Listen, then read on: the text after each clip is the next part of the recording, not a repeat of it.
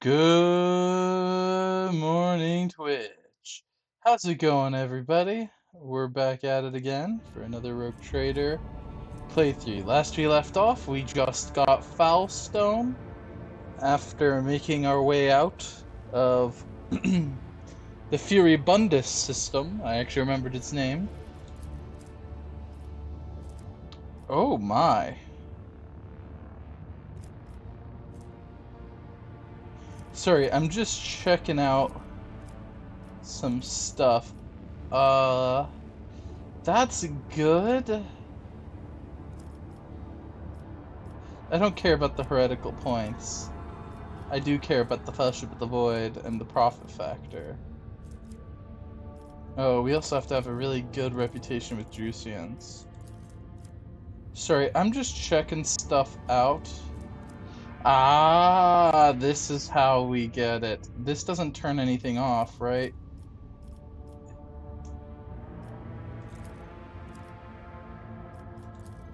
Uh,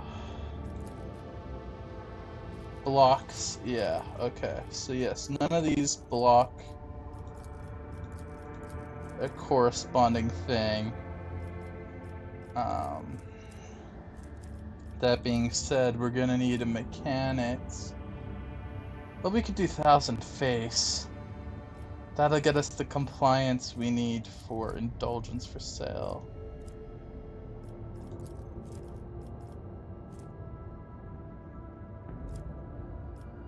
That's also good, and that helps. Alright.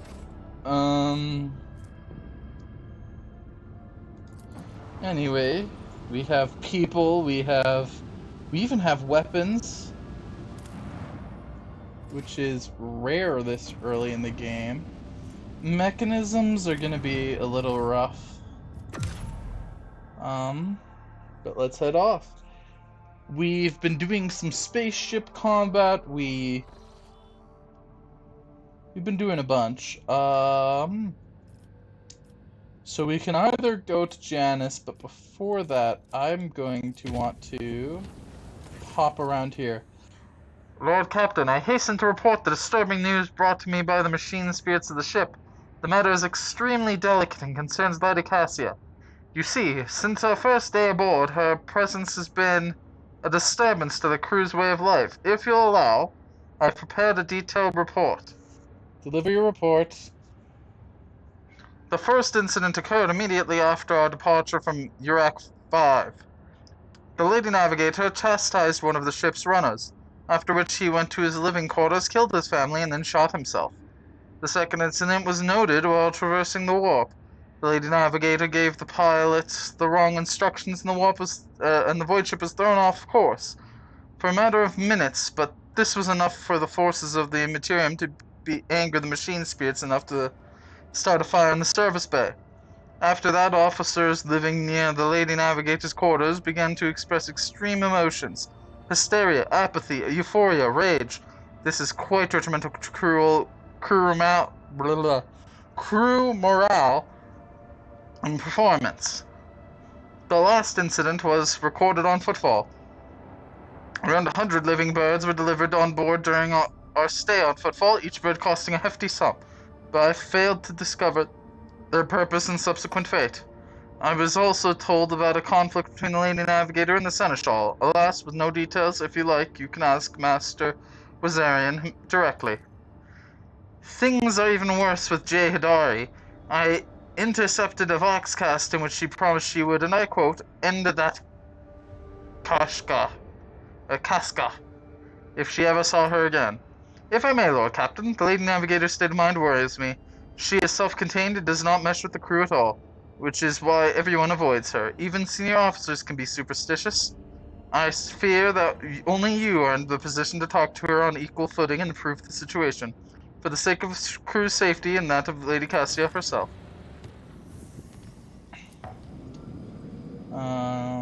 Da da da. Alright, let's head to the bridge and talk to Lady Cassia.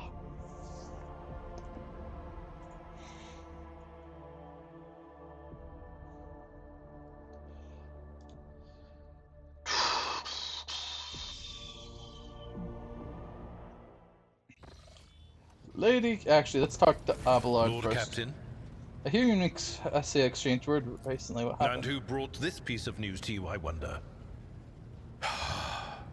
Then again, I have nothing to hide from you. Of late, the helmsmen have been going off course with increasing frequency, and the reports are full of contradicting accounts. The problem continued, even after several demotions were handed out, so I took it upon myself to investigate. I was astonished to learn that our Lady Navigator has been amending entries in the ship's log, and the officers have been keeping silent on her orders. I immediately demanded an end to the outrageous conduct, and I reprimanded Lady Cassia in front of the officers. She greeted my words with silence, and then quickly departed. I should not have acted thus. I never even found out what drove her to do it. I must take my leave. Until next time, Seneschal. Lord Captain. Alright, let's ask Jay. Jay.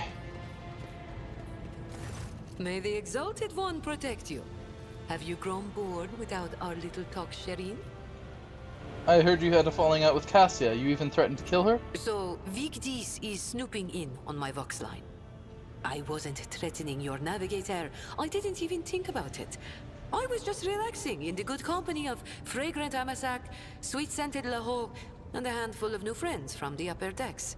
And right in the middle of the fun, the Lady Navigator swoops in and starts jabbering about how her head is about to split from the cacophony of colors coming from our cabin. Long story short, Shireen, I had the misfortune of getting a taste of what your officers have been going on about. They say when the Arcelio girl becomes upset, everyone in the vicinity loses their minds and is overtaken by Agi. And it hurt like anything. I can only remember everyone huddling in a corner, wailing like klaxons.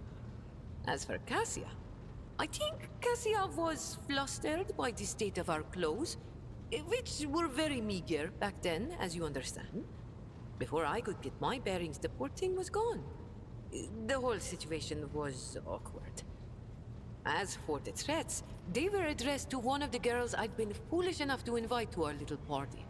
That Casa used the confusion to pilfer a full pouch of Laho from under my nose.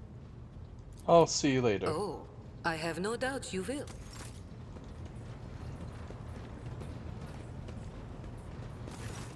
I just want to take a quick look at... Oh, I haven't even. Okay.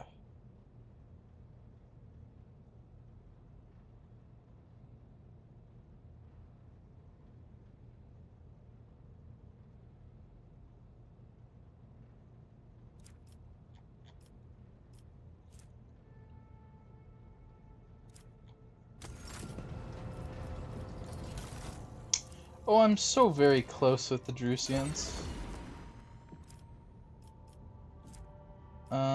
Unfortunately, I cannot equip this armor as much as I'd love to. Sorry, I just want to double check some things.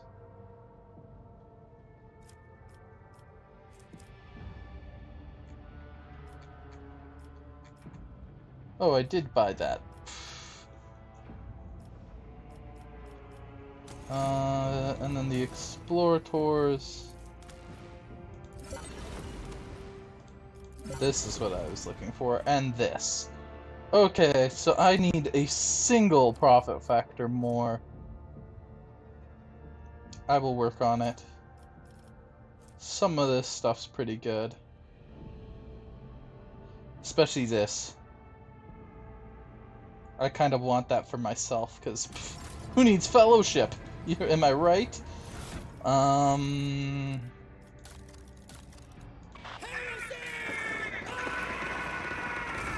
Wrong button. Let's see. Contracts. Okay. Okay.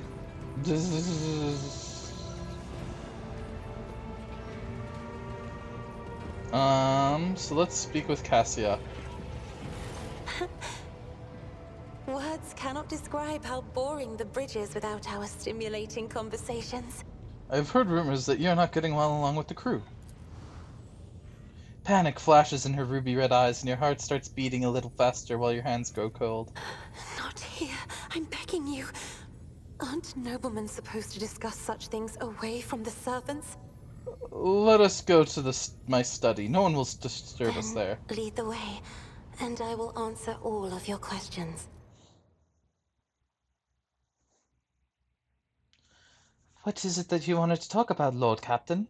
I have nothing to say to your unfounded accusations about my conflicts with the crew. I cannot recall having a single quarrel with any of your people during my entire time aboard.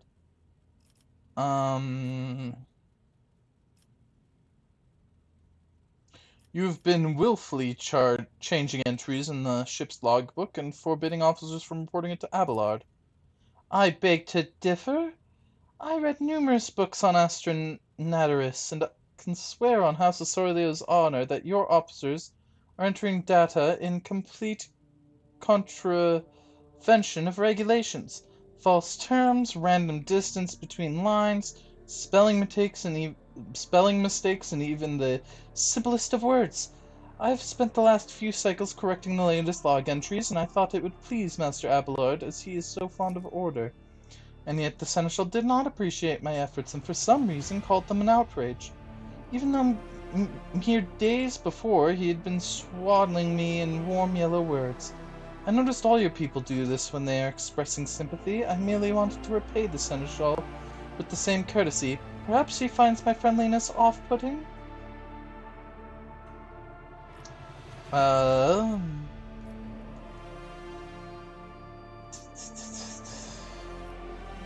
Would you mind telling me why you needed 100 species of bird and what you were using them for? Admittedly, I'm at a loss myself. The day we arrived on Footfall, I sent a request to the ship's quartermaster and asked him to get me a songbird.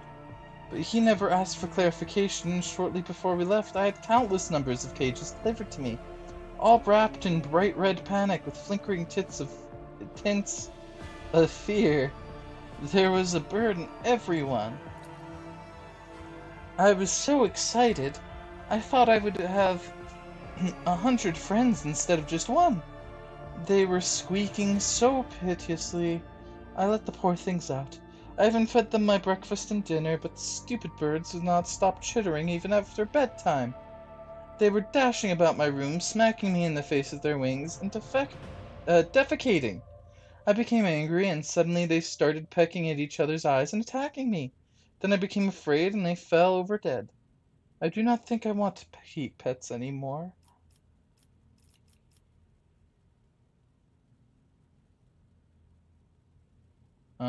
During the warp voyage, you gave wrong orders, which led to the vessel shifting off course.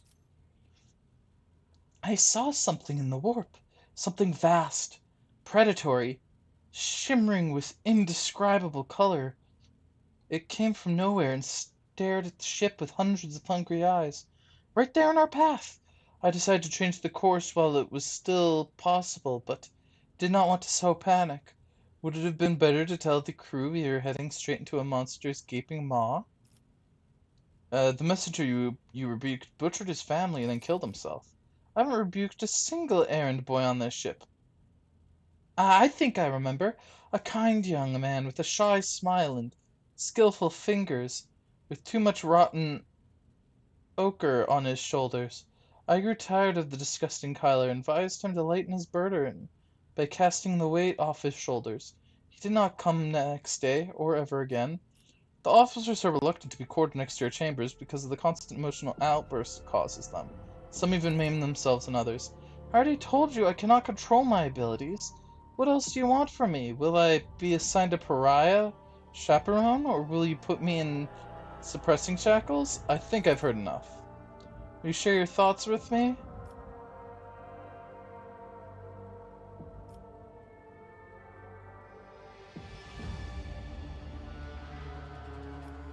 You have a kind soul, but have difficulty reaching out to people. I could teach you how to communicate if you like. That would be wonderful! My education on Urak 5 was cut short, but I'd realized by then the wisdom of books is a poor substitute for wisdom of experience. Very well.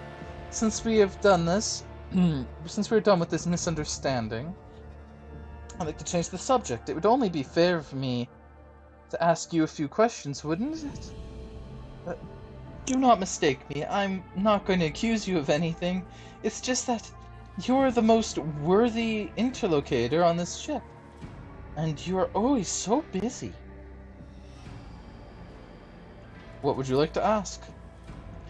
I read a treatise by Pisistramobius very recently, who claimed that subjects would never believe their new ruler was better than the old one unless the old one had been a tyrant. No matter the circumstances, the low-born rabble become deluded from their prospects and rebel in favor of their base desires. What do you think of that?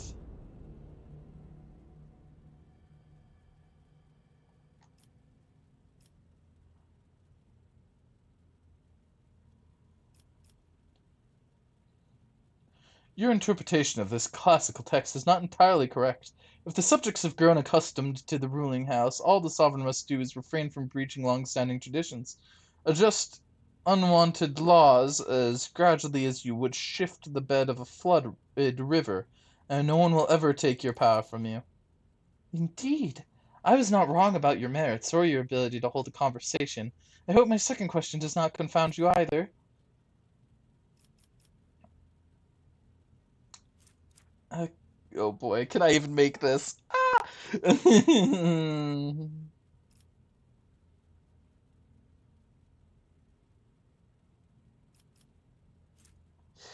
I know my luck.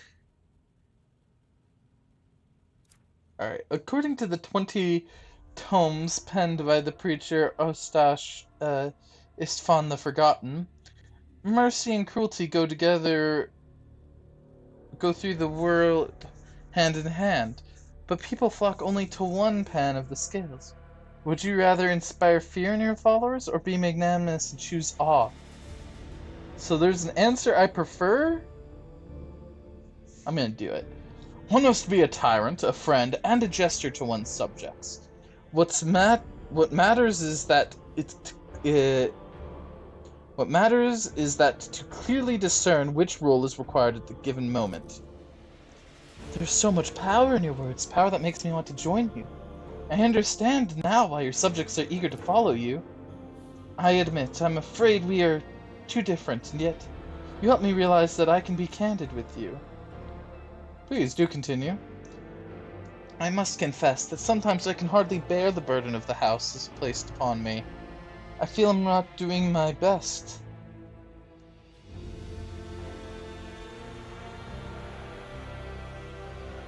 Sorry, I stopped reading. I feel I'm not doing my best. Tell me, how you, heir to the Protectorate, can bear the responsibility for billions of lives, day after day, and not stoop under the weight?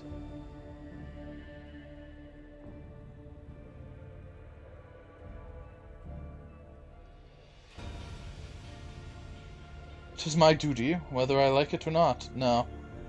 It is not always easy, but I try to lead my dynasty towards prosperity by worthy means. Thank you for your patience, Percival. You are helping me to see the world in different colors. A novel experience for me. Our conversations hold a special place in my heart. Allow me to bid you farewell for now. I'm heading back to my chambers to consider today's conversation. Awesome possum. Let us perform my Oh, what's this? This is new. Button.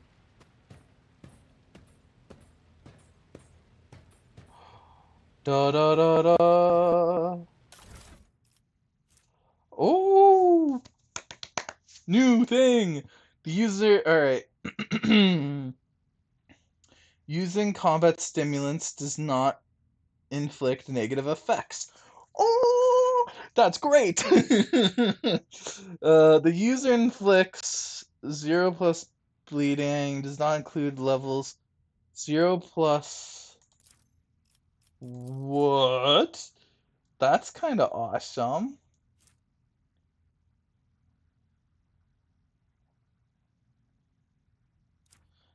Oh, wait.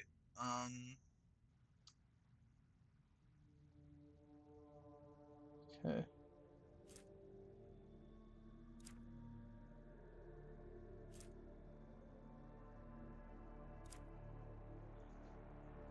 Oh, so it doubles bleeding, burn, and toxin in the area of effect, and then it does that.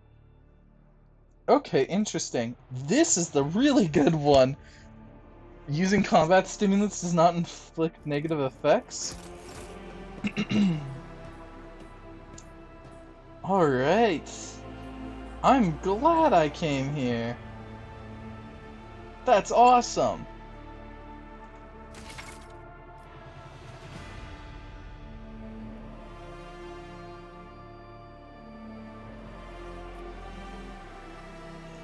Cool.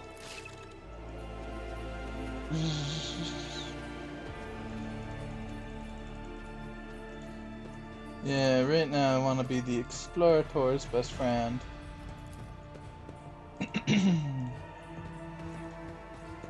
Now I'm curious, I'm gonna check everywhere. Okay, I'm not seeing anything else.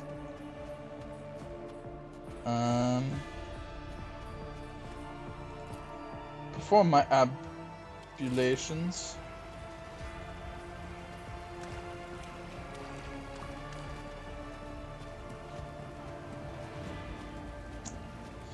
Good old just taking a bath.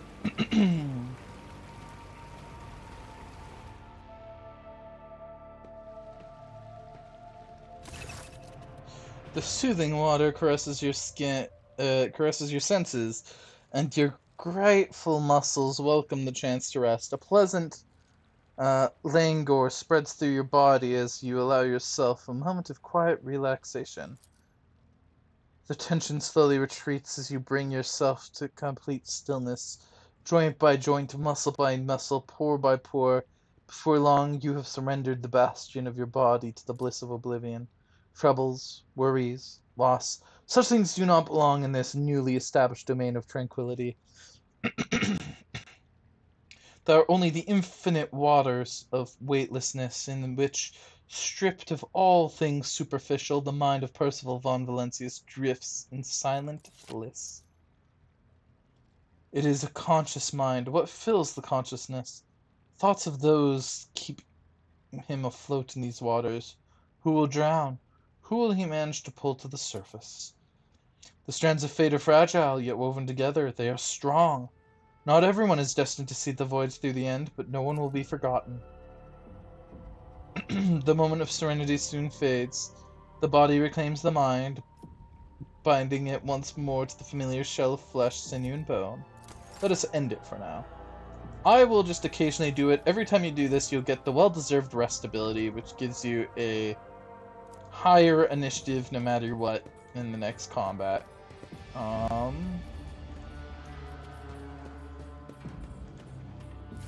I haven't put anything in the vault, right? Yeah.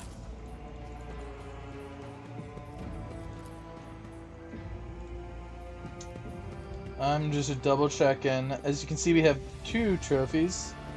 The head of the Forge Fiend and Aurora's mask.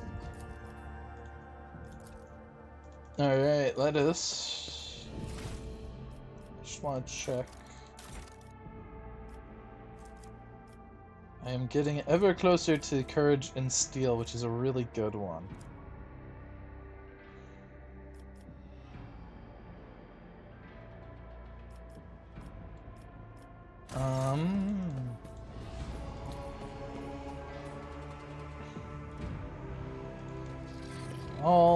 Alrighty.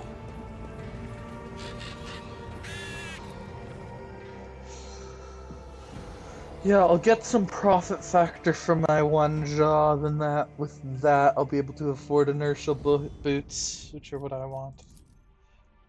Inertial boots are a very powerful item, but I want them more for the fact that my feet give me cover. How much? Okay. Let's see if we can find some flogstone or promethium. The magnetic storm rages above the planet, blurs the gates of the augur rays. Only truly powerful diviner machines may see through the currents of the magnetic fluctuations in their blessed vigil and discover the mysteries of this Emperor-forsaken planet. Let us leave.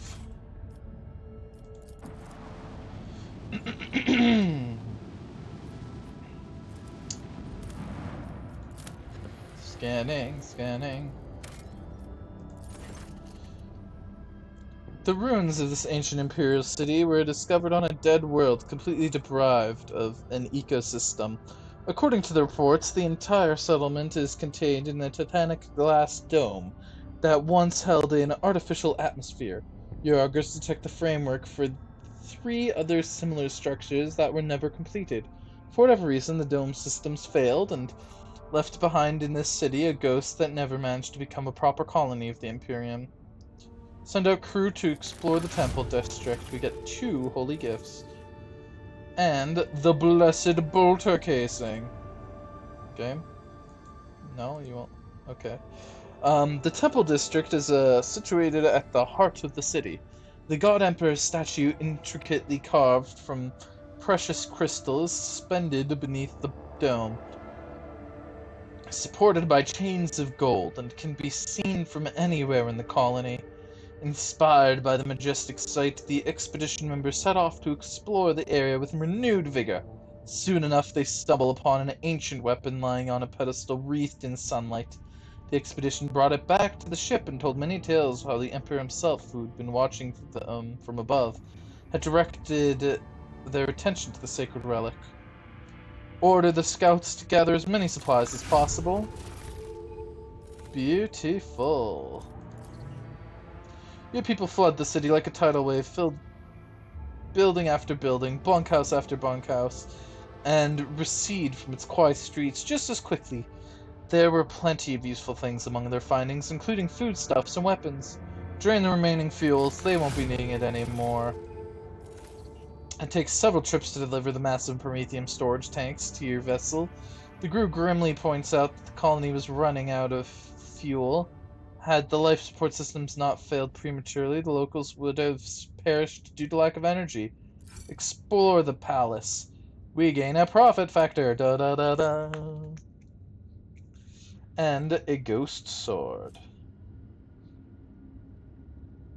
A lavishly decorated estate of the local ruler towers over rows of featureless bunkhouses. Several explorers perished from the cleverly hidden tripwires in the courtyard, but after losing their companions, the team easily disarmed the remaining traps in the estate. Anything of value has been promptly delivered to the rogue trader's vessel. The Lord Captain was even given an exquisite sword found in a secret cache once belonging to the mansion's owner. Let us leave. Alrighty, we got more money. Begin scan. 2 plasteel is not worth a thing. We already got a nice amount of plasteel though. Travel. Lord Captain, permission to address you with a request. Our head surgeon is sabotaging the ship's operations. He has quarantined several voidsmen screwed on account of a piddling sickness. People don't even go to the medbay when they come down with it. They just wipe their noses and keep working. Only a dozen or so die from the whole year. We're sitting on our hands here, so I ask you talk some sense into him. Greetings, your lordship. My name is Letard Forrest, and I am the Surgeon Majoris on this vessel. You don't look like him. As your chief medicae specialist, I assure you that the quarantine is well warranted. This piddling sickness has claimed the lives of a number of meritorious officers in the past. This time I intend to get the epidemic under control, study the disease thoroughly, and develop a proper cure. I hope you will agree that a single period of downtime is a small price to pay for the number of lives that will be saved, and the increase in the crew's performance during other such outbreaks in the future. Not to mention the fact that we won't have to waste stimulants due to the afflicted using them as a crutch to offset their limited work capacity. How do you intend to study this disease? by gathering enough infected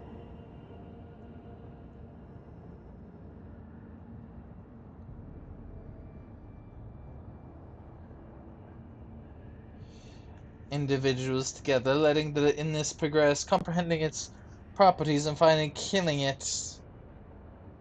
The disease goes through several stages, with each containing clues to its nature and vulnerabilities. The Voidsman will have to stay sick for some time until I discover the cure, assuming, of course, the disease is reversible in its final stages. Defeating a disease is a noble goal, but I cannot approve of your methods. Find volunteers among the crew who will agree to being infected in exchange for compensation. I expect you to cure every one of them once you're done. This may limit the potential of the study, but this approach is also acceptable. I will make up for my lack of material with my expertise. Thank you for taking your crew's health into consideration. Should you require my services, you may find me on the bridge, your lordship. Lord Clopton, urgent Vox transmission from Sector Bionica. Hail, rogue trader. As you know, there is no unsolvable dilemmas, only poorly formulated questions. You strike me as someone who knows how to ask the right questions, and so I would like to invite you to participate in my scientific research. Will you honor me with your presence in the Sector Bionica? I'd like to know more before I agree. Ah, well, in that case, I'm interested more in your philosophical outlook rather than your practical skills. I do not doubt the extent of your knowledge, but I myself handle the technical aspects of the process. If you want to know more about my focus and objectives, my research is dedicated to the extension and optimization of the vital processes that occur in the organic flesh. Key to this endeavor will be deriving a formula to quantify righteousness. Your assistance in this matter will be invaluable. I'm intrigued. I shall proceed directly, Genitor. Blessed are those who heed the call of the Omnissiah. I look forward to our conversation, rogue trader. Who knows? Maybe I'll get something out of this. I've already liked a lot of the different stuff. Oh. Woo! On the operating table, several bodies are laid out, their mutilations exposed to the chill air. Their chest and abdomen cavities yawn wide. Excavated of their augmented organs, which now nestle in flasks, still connected to the bodies by tubes and cables. Judging by the rhythmic contractions, the organs are still functioning. Eogunn hovers beside the table, acidiously. Acidos. What is that word? Acidios. Duosly? Taking measures and jabbing mecha-dendrites into extracted organs or inside the body. Nuncius keeps stoic vigil nearby, an impassive observer of the grotesque spectacle. Take a closer look to the body. Three men of differing age lie before you, young, middle-aged, and old. If you look closely, you can see that they still have a semblance of life about them. Each one has had the top of his skull delicately removed, and electrodes are now attached to the blush-hued brain tissue latticed with blood vessels. Below the neck is one continuous gaping wound, the edge spread and held in place by a complex system of clamps. Examine the young man. The pathologically emaciated build and spindly, almost transparent limbs indicate that this is a void-born. A glance into the open ridge cage reveals signs of damage. The sac around the heart is torn and the vessels have been reinforced with metal staples.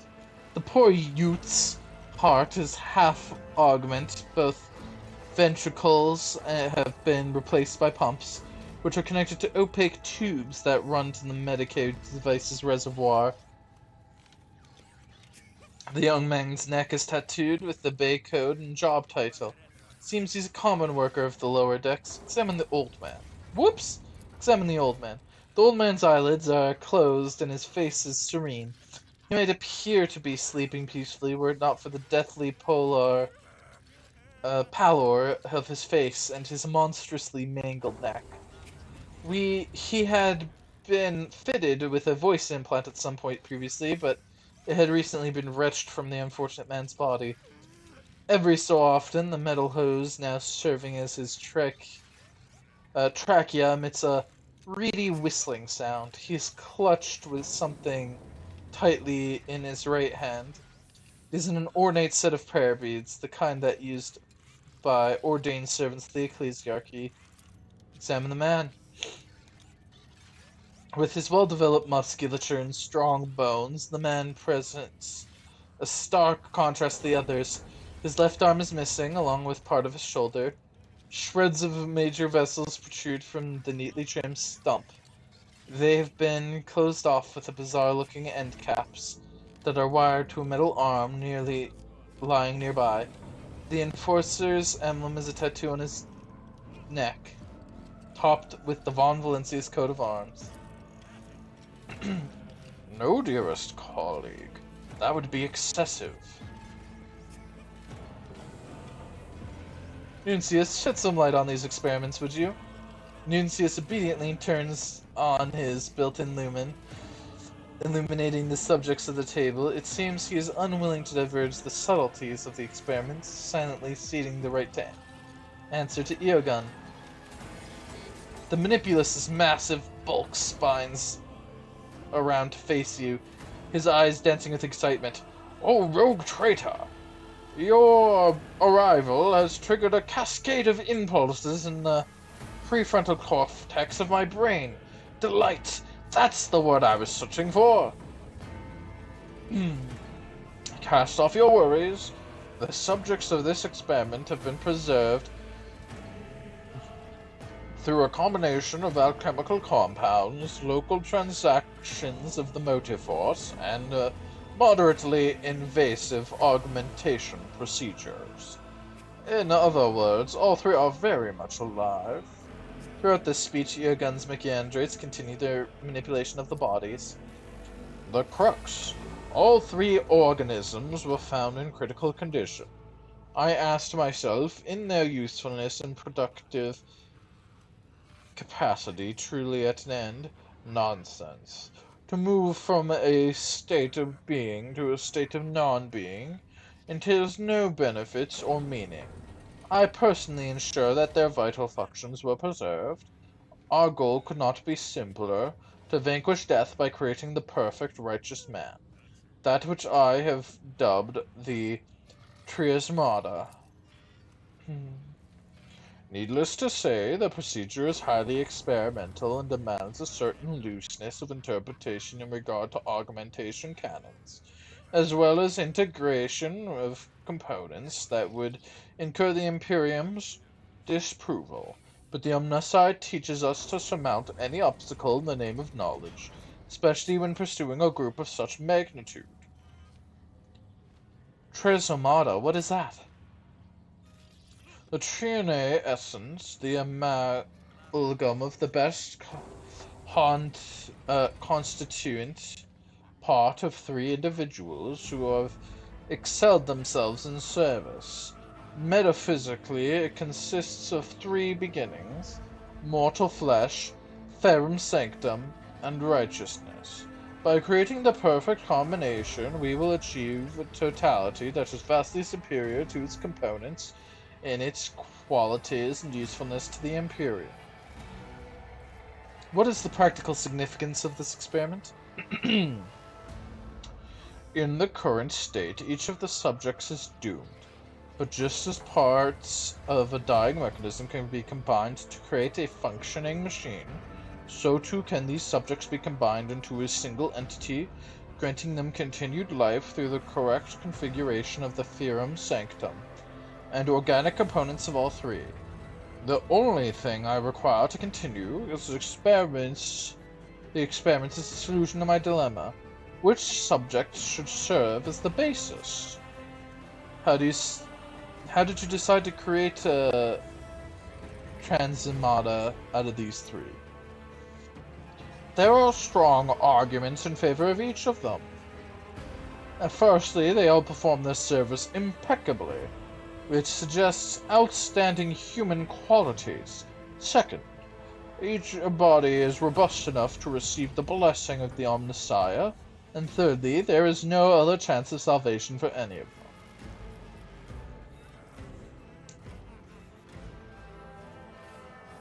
Why are all three,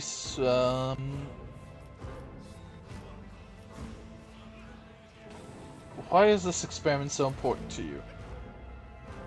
Because I cannot abide the senseless waste of potential. I cannot accept that a foolish accident in the fragility of organic flesh can, in an instant, deprive the Imperium of worthy servants. And if I am able to extend their service life, I will do so, whatever the cost.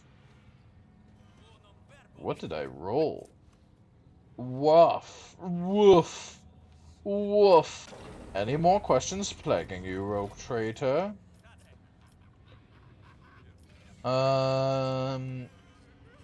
Organisms? These are not things, Eogunn. You're talking about people. Ah. I see we have found a lacuna in your knowledge of scientific syntax.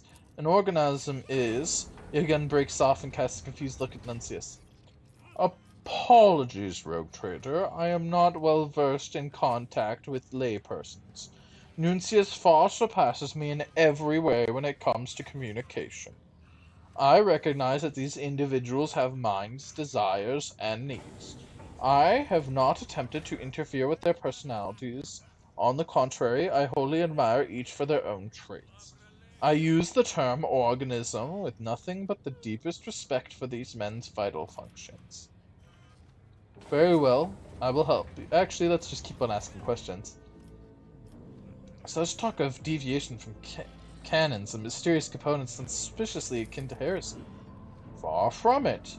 It is a calculated risk taken for the sake of an experiment whose importance surpasses any possible complications many times over. I exercised great diligence in overseeing the procedure, so there is no cause for alarm. Why are these three subjects so horribly mutilated? 2 reasons. The first is that they were previously fatally injured. I have performed numerous rites and manipulations to ensure that each was able to avoid a fatal outcome. The second is that I have been conducting the necessary measurements to fully assess the compatibility of the configurations of Ferrum Sanctum and organic components for an optimal experiment result. This often requires the extraction of said components. Very well, I'll help you, but what role might I play? A decisive one. I can detail the composition and humor ratio of each experiment subject, measure the mass of their frontal lobe, or answer the picosecond accuracy of how often the heart contracts. But how does one calculate a man's righteousness? How do you weigh diligence of service? You will help me answer these questions by choosing the basis of the Triasmata. Your assessment will be the linchpin upon which this experiment hinges. Why not ask Nuncius for advice? My dearest colleague and I have had more than one concilium, but we have never reached a consensus. Nuncius is a skeptic, and our positions rarely align. But we tend to reach a compromise in the end. But alas, not on this occasion.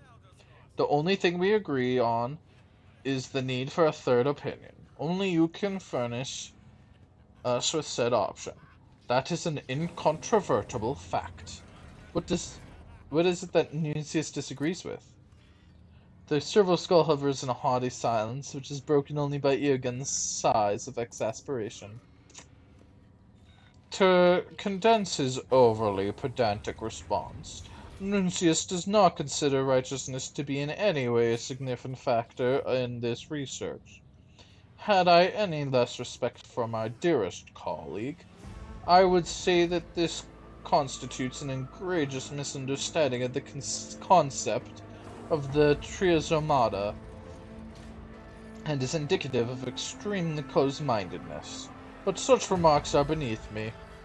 What do you understand by the term of righteousness? The combination of countless factors that unite the thoughts and deeds of a person into quintessence of the worth of his being within his specific society. I am at a loss to provide a less broad definition, but no matter. Much more important is how you define righteousness. The subject you choose will determine the answer to that question.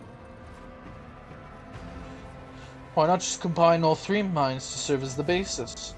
Three minds cannot coexist in one body. Setting aside the fact that even I would not be capable of achieving such a feat in practice, in theory it would certainly lead to the complete deconstruction of all three minds.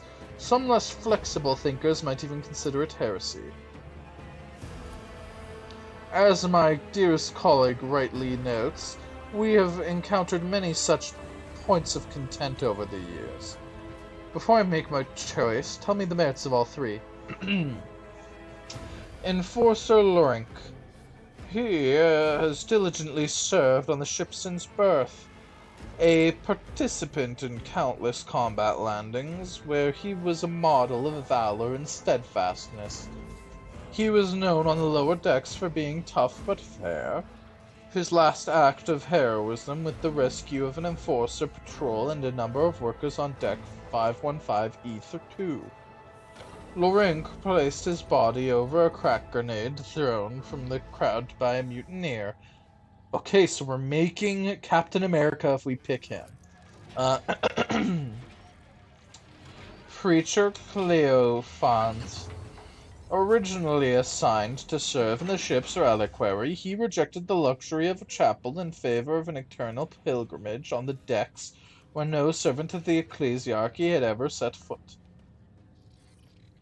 Though his example and word he encouraged and instructed the outcast and forgotten, thousands of souls who would otherwise have lost their faith and fallen into heresy came to know the word of the Emperor.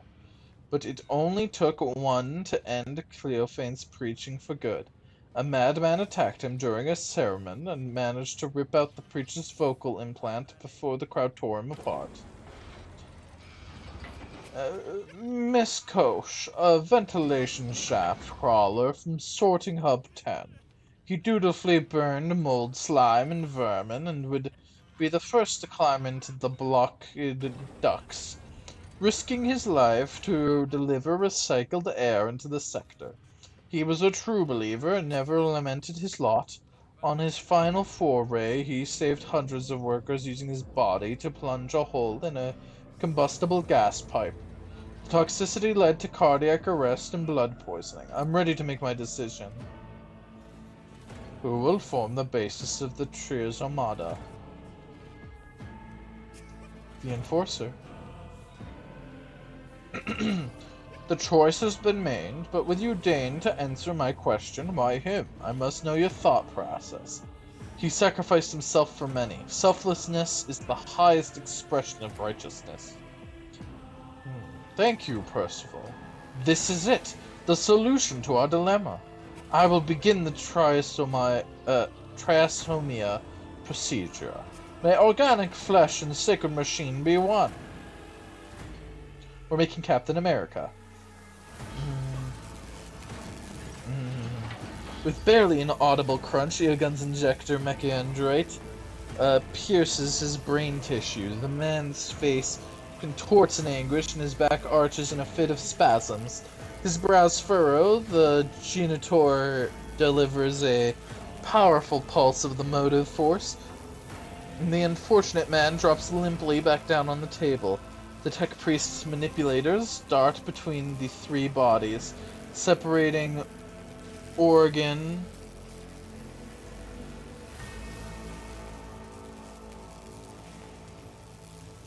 I lost my place.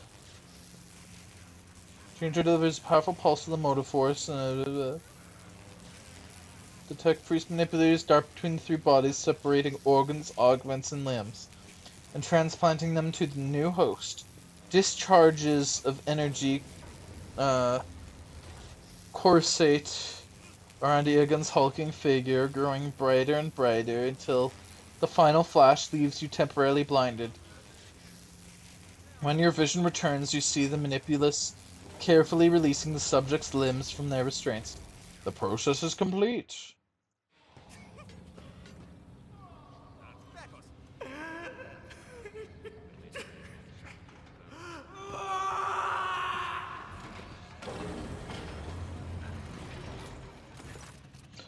The creature, which a second ago resembled a humanoid lump of bloody meat studded with metal, suddenly leaps up with unexpected vigor, tossing Eogunn backwards and letting out until unintelligible howl of suffering. Before anyone can react, the amalgam barrels towards the entrance of the Sector Bionica, filling the deserted corridors with its plaintive moans. Impossible! The calculations were perfectly calibrated, all factors taken into consideration. Was the specimen defective? I must find the Trios Armada immediately and determine what went wrong. Lord Captain, an urgent report from Mr. Sarback. A strange creature resembling a malfunctioning servitor is headed towards the lower decks, shouting pleas that make reference to you and Genitor Februs. Enforcers have been dispatched to intercept it, but they assumed that you would prefer to assess the situation personally. Thank you, Vigis. Genitor Februs and I will set out immediately.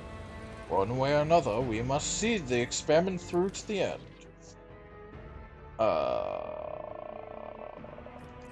Let's go bang, bang, bang, bang, bang. I like this.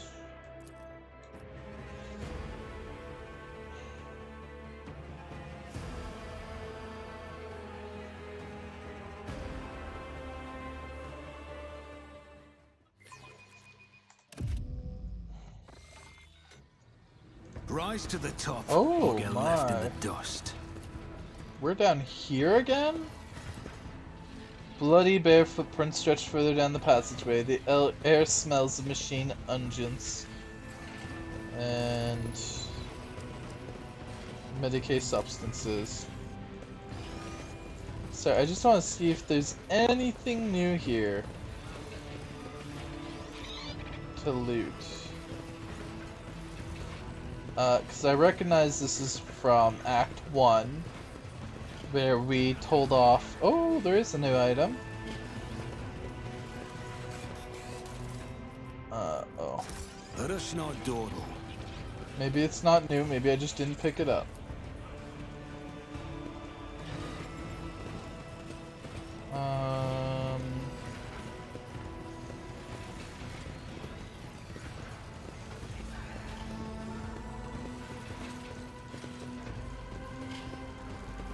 Yeah, I think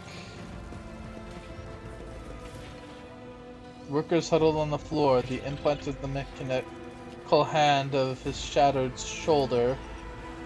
Someone seized him with great force and threw him against his will. Container can be seen. Does something trouble you, Lord Captain? Oops.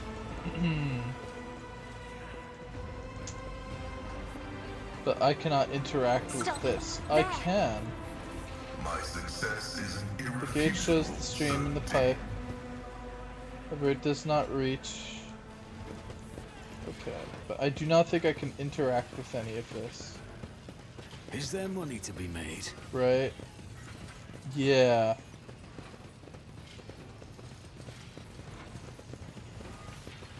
Interesting. Okay, let's open this door. No, Captain, we've got the beast cornered. Give the order and we'll capture it.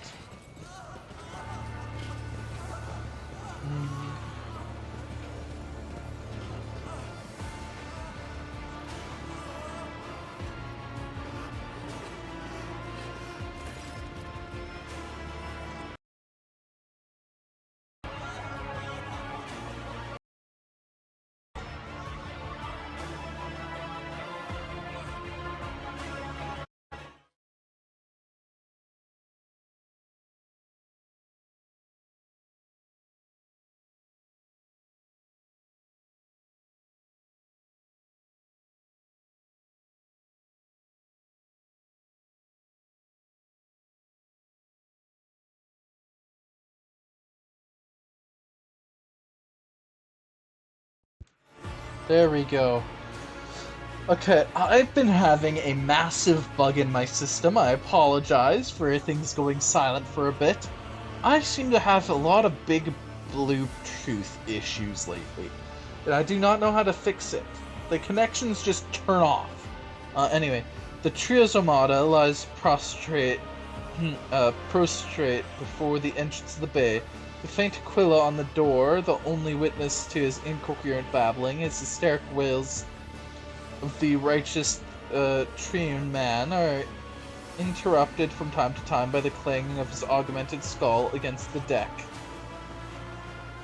A vicious mixture of blood and oil oozes from the staple on his forehead, and his fingernails are chipped from his attempts to dig his implants out of his bodies. The Enforcer's thunderous voice commands into the empty air. Check the arsenal! The dynasty's banner is eider down. And Shroud, do you want me to throw you in a cell? The spasms rack his body into his...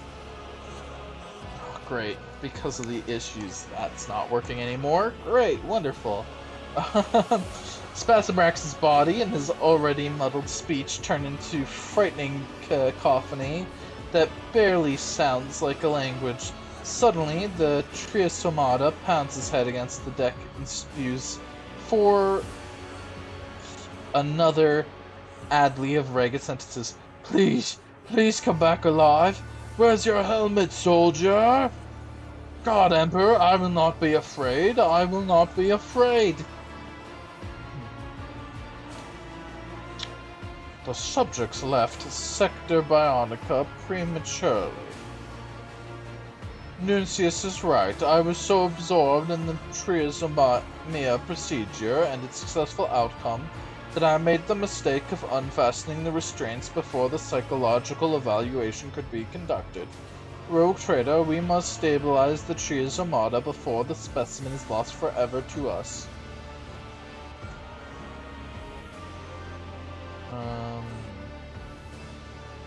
How do we wish to stabilize him? Just as a bandage binds a patch secures damaged steel, so can words heal a fractured mind. He is bewildered and frightened. He does not understand the gift that he has been given. Talk to him. Greetings, I am Percival. I just want to talk. The Lord Captain, I serve the dynasty. With an unpleasant clang, the man slabs his augmented hand into his chest implant in a military salute. He freezes like a stalled machine man, then an agonizing shudder runs through his entire body and blood trickles from his mouth. Is this punishment? Am I not permitted to die? I will not fear. Hide you down and shroud.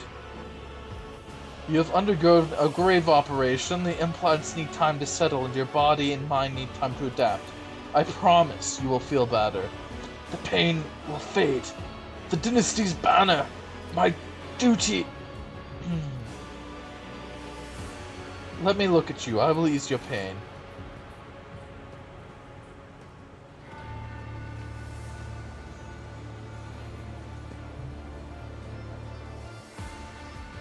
Of course I failed a 91.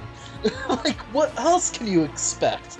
I am so ridiculously bad at rolling. My god.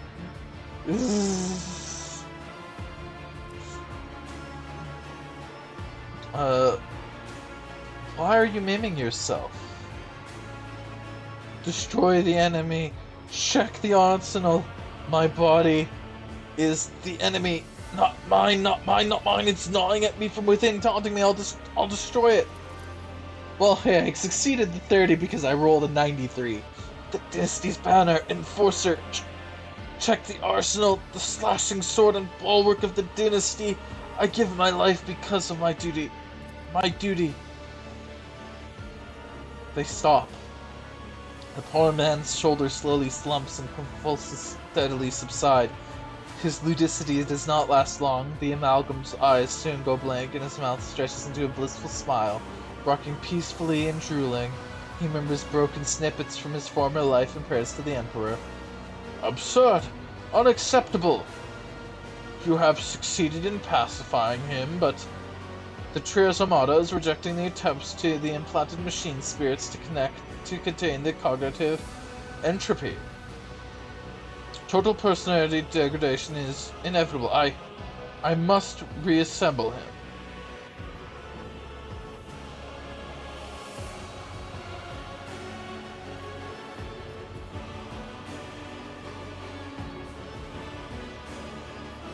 Alright, Eogunn, do it again. Better death than that. Be gone! Be gone!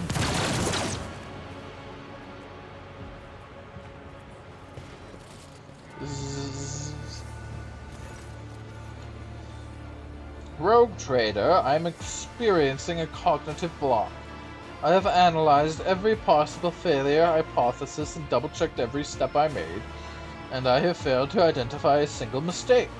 The organic parts of the Ferum Sanctum joined together perfectly. The brain was perfectly preserved. These complications should never have occurred, and yet the outcome cannot be denied. My calculations are perfectly correct. That is an incontrovertible fact. So was the flaw in the conditions or the subject themselves?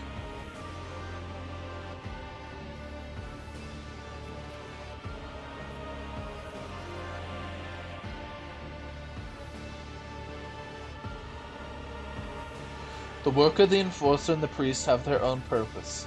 It's impossible to assemble from them a unified whole fit for all three roles and duties at the same time. For every tool shall be rewarded according to this function. Have I scorned the doctrine of operations? It is inconceivable. Inconceivable! Simply inconceivable! This calls for a thorough analysis and reinterpretation of the sacred texts. I am seeking a righteous man, but I should have calculated the righteousness in myself. Rogue Traitor, I thank you for the contribution to our research. Nuncius and I can now call you a colleague in all earnestness. I need to think, rethink, and discuss this new data with Nuncius. Please find me on the bridge later. We may discuss the results of the experiment.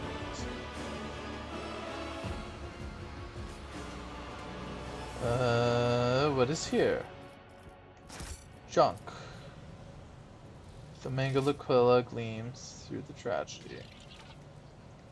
Man, I was hoping to get myself another augment. Keep your wits about you.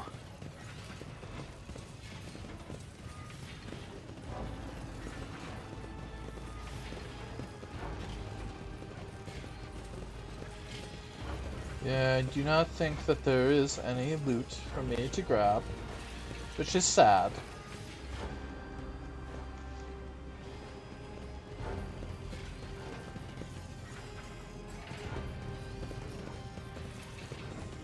To the bridge.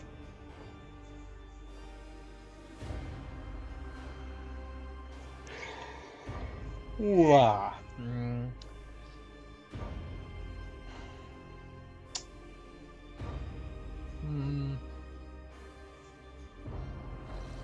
Good old Eogunn.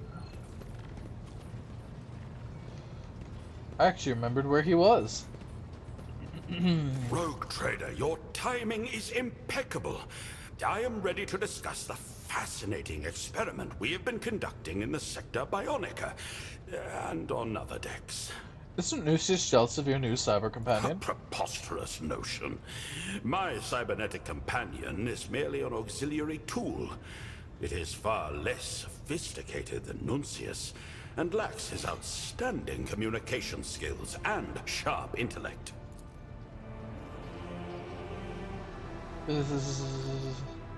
You wanted to discuss the results of the so-called Trisomata experiment? Indeed. After processing all the data, including your invaluable contribution to the outcome of the experiment, my dear colleague and I engaged in a lengthy debate. My cognitive block has been resolved at last. I thought I could benefit the Imperium by creating truly righteous people. But I did not consider that each person in the Imperium already has a role and function. like components in a machine, each working according to its purpose. People who fulfill their function are already righteous. This is an incontrovertible fact. Trying to assemble them into something new robs them of their functionality and, consequently, of their spiritual purity. I have committed the transgression of innovation, but with human beings, for which I have already assigned myself appropriate penance. Does Nuncius agree with We you? have managed to reach a consensus on the root of the problem. The rest can be overlooked. He is not convinced by all my conclusions, but that is no terrible thing. He and I share a common path, but we each have our own methods of comprehending it. You have learned something valuable, which means this experiment was not in vain. Precisely. A man chooses what he is made of. Regrets for his past mistakes, or the experience he gained from them. Only those who choose the latter course can attain true wisdom. I wish to thank you. You helped me cope with a situation that was beyond my control, and to got a recognize second my one, hell yeah. mistakes. And that is worth a great deal. I was considering using this implant in an experiment, but I thought it too valuable to waste on the laity. Please, accept it as a gift. That's great! Holy cow!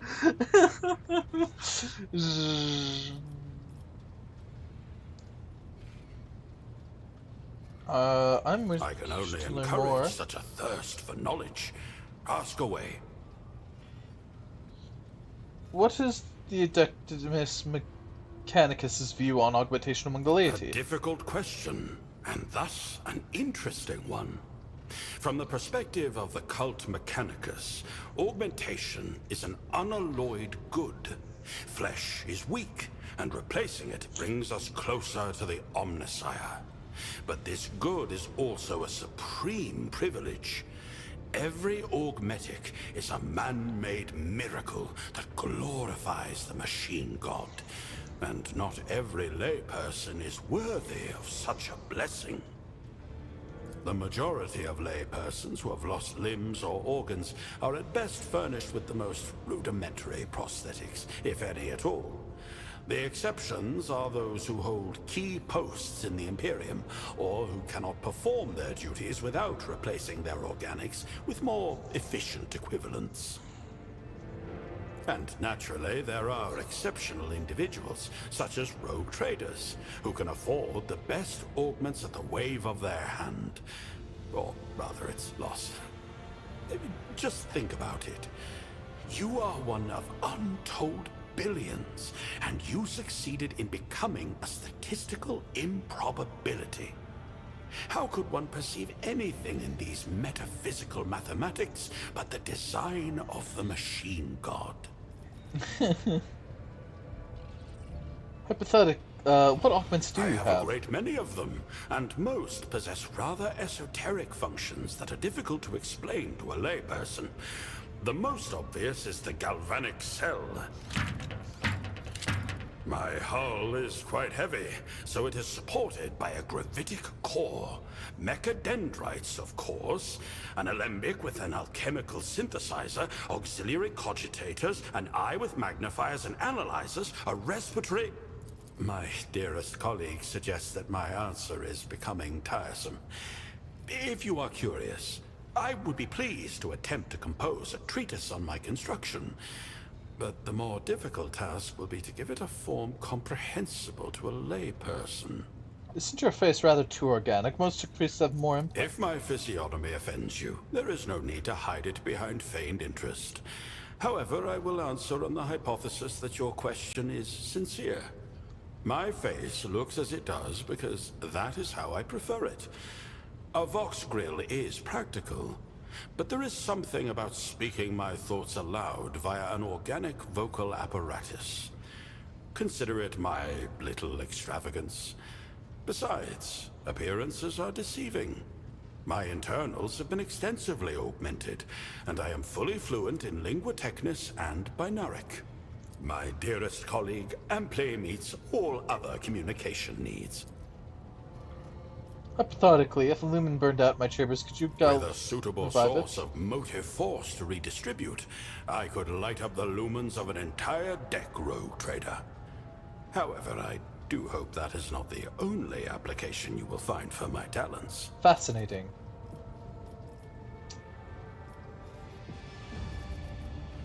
You wish to debate? Let's.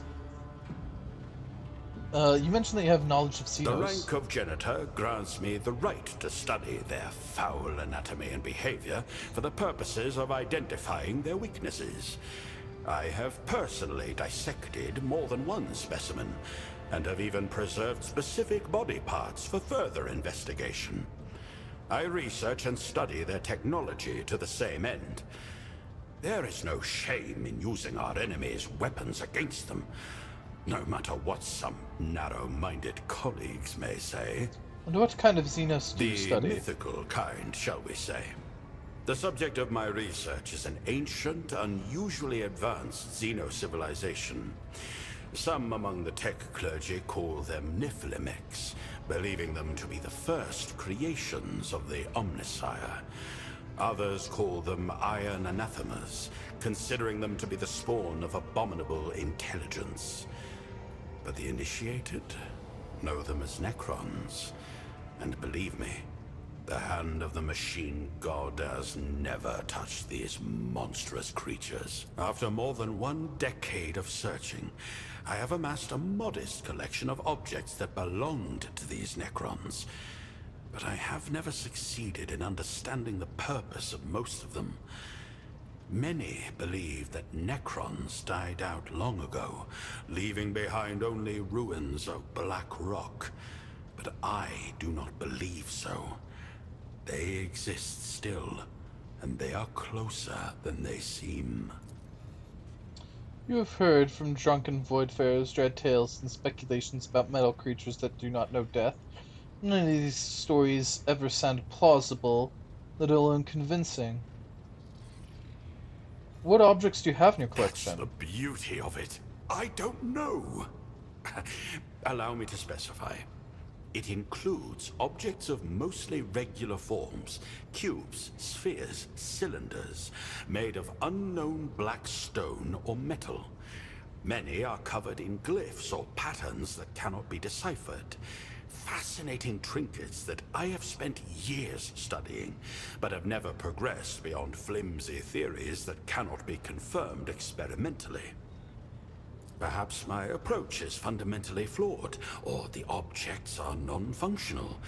Or perhaps they simply do not want anyone to root out their secrets. It's a mystery. A stimulating mystery. Man, I really like Eogunn. Why do you believe they are I have alive? encountered inconsistencies in my research. Ghost colonies with fresh tracks that match the descriptions of these Xenos from various sources. Adeptus Mechanicus expeditions that plunged into obsidian ruins, never to return. Gaps in the knowledge repositories of individual worlds, as if someone had been trying to hide information. In isolation, all these are unexplained coincidences. But if I analyze the cumulative frequency of the events and the systems in which they occurred, and compare them to the few things I do know, I can detect certain patterns. The ancient Xenos are exhibiting activity. This sounds more like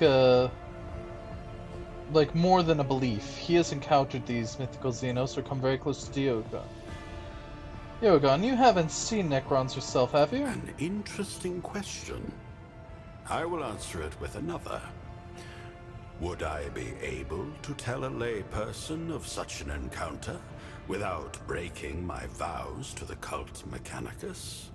This question does not require an answer. Just food for thought.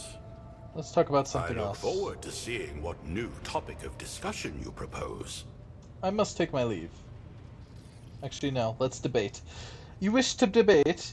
Let us begin with something simple. What is the meaning of life? Splendid! It has been a long time since I last had a worthy opponent. Not including my dearest colleague, of course. So, to the topic. I have never understood why some thinkers present this question as something profound, when the answer is utterly trivial. The meaning of life is determined by a person's position in the hierarchy of the Imperium and where he or she is deployed. But ultimately, what it comes down to is supporting the functioning of the system. The worker produces or processes a resource. The soldier destroys enemies. The governor ensures order and the shipment of tithes. The meaning of my life is to advance the quest for knowledge, thus fulfilling the function granted to me by the Omnissiah. As I said, an utterly unoriginal question. Yes, do you agree with Eogunn? My dearest colleague has accused me of oversimplifying matters. He believes that in trying to convey my point of view, I neglected many of the nuances you set forth in the question, and thus gave a trite answer myself. But he considers the general premise to be correct, albeit riddled with holes. To simplify that even further, the Imperium is the meaning of our lives. Brilliant! You have grasped the very crux of the matter and articulated it with concision. Nuncius, make note of the rogue trader's phrasing, and I will add it to my catalogue of arguments. Am I right in thinking that we have reached a consensus? Not quite. Faith in the Gone Emperor is more important than any function. Without faith, there is no Imperium. So, as you see it, I am confusing cause and effect. Faith, as the supreme directive, grants meaning to our every action. The Omnissiah knows all, comprehends all, and we make it the meaning of our lives to emulate him. I am impressed by your arguments. They have given me fertile ground for reflection. I thank you for the interesting discussion, rogue trader. I must take my leave. I find our conversation stimulating. I really like Eogunn. My gosh, he's probably my favorite character so far in the entirety of Rogue Trader, and I like a lot of the characters, but I really like Eogunn. This is... Oh boy, another thing? Okay. Lord Captain, I bring dire news. A feud has broken out between the clans maintaining the Void Shield arrays. Rumor has it that the late Lady Theodora was seen on the lower decks. And so, one of the families called for a rebellion against the usurper of the Void Ship, that is, you. So far, no one believes the mad tales, but unrest has begun at the fringes of the compartments. The ships and forces are ready to eliminate the instigating clans or pacify the entire Void Shield crew. The decision is yours. What's the story about Lady Theodora? Rumors of Lady Theodora's presence on the Void Ship has been circulating for a long time, and appear to be a deliberate provocation rather than ordinary drunken ramblings. Perhaps someone is intentionally stirring up the masses to rebel against you. Or perhaps it is the influence of the warp. Forces are already investigating, but right now we need to stop conflicts from escalating any further. As long as the unrest continues, the Void Ship shields will not be operating at full capacity.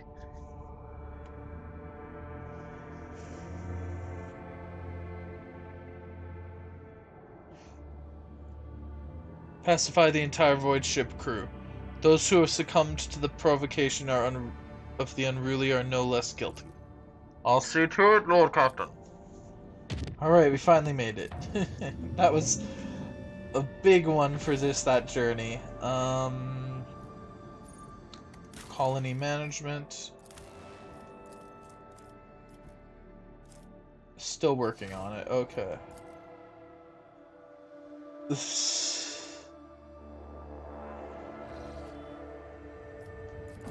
Alright, let's check out these planets and fight some more ships. Hoping to get some Promethium or Flogstone. I have to. Adamantine's pretty rare. So I do have enough profit factor now, though, to buy the thingamaboobs from the Because right now I need a...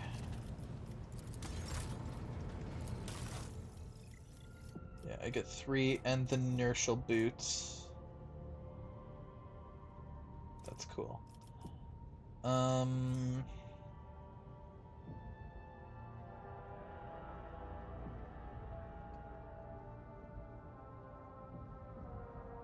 Oh, that's specifically melee.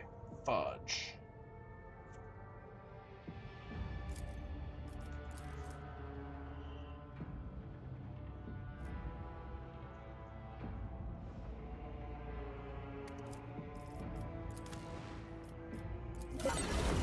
So those don't work on me, eh?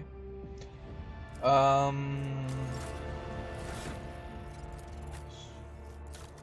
have a new Omniscient axe for you.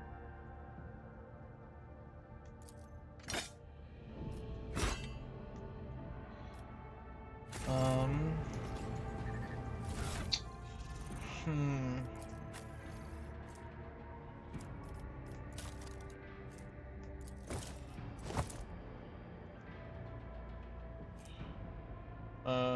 Alright.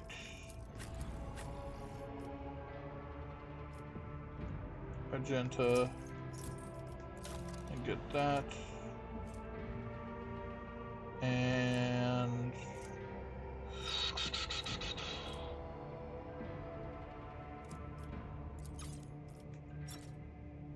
What? Oh. What?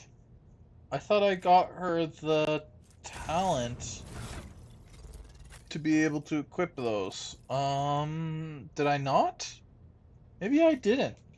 If I didn't, I'm surprised, but also not. Did I not grab the... Oh, I grabbed Flame Weapon Expert instead. No, I do have heavy weapon proficiency. I thought so. Oh god. Fudge. Okay, so she should be able to equip that. Why can't she? That is not the Emperor's will.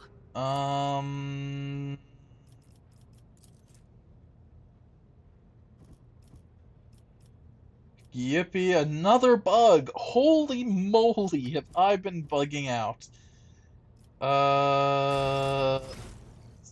It's me, man. That really kinda sucks.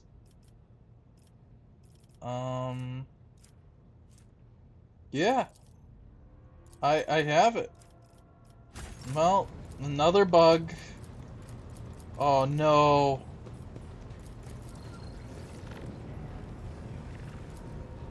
Okay, I still managed to sneak out of it. The walls are getting bigger. I'm kind of disappointed with the inertial boots thing. I very clearly did not remember. Ooh, yes, we need that.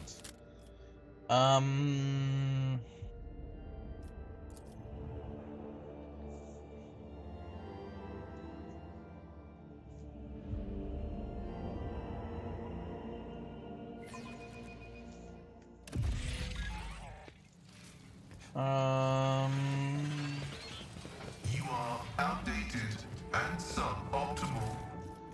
Your body has suffered deterioration and requires modification. Funnily enough, I've grown rather attached to the old thing. Have patience. Someone will shoot me any minute now, and then you'll have your chance to upgrade me. Is blessed with multifunctionality. Boy, oh boy, rough. As it should be. Someone began to scratch a strange symbol, but then defaced them, adding extra marks and lines. Rise to the top, or get left in the dust. A paradox. The Auspex scans show nothing. The organic diagnostics are silent. Nuncius, what we have here is an unfathomable sight. Make a note of the need to return here. At a later time. Touch the darkness and darkness will accept Use you. of your characteristic primitive heuristics is absent. I am surprised. The potential danger level of the phenomenon has been revised upward.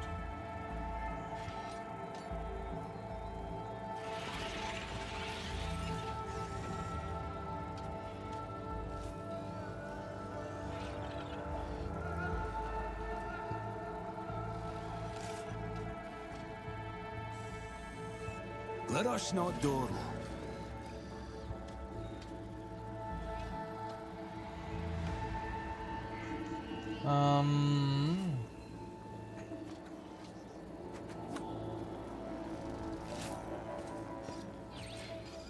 The machine god grants me insight.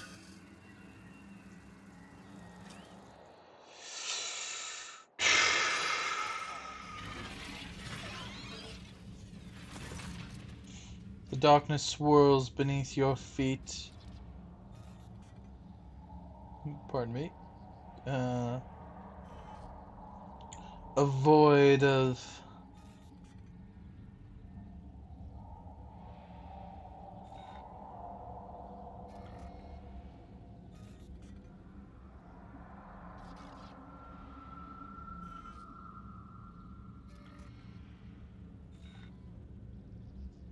the darkness swirls beneath your feet, a void of impenetrable gloom. You do not hear a single sound from the depths of the pit. No wailing wind, no rustle of dust. Examine the pit. The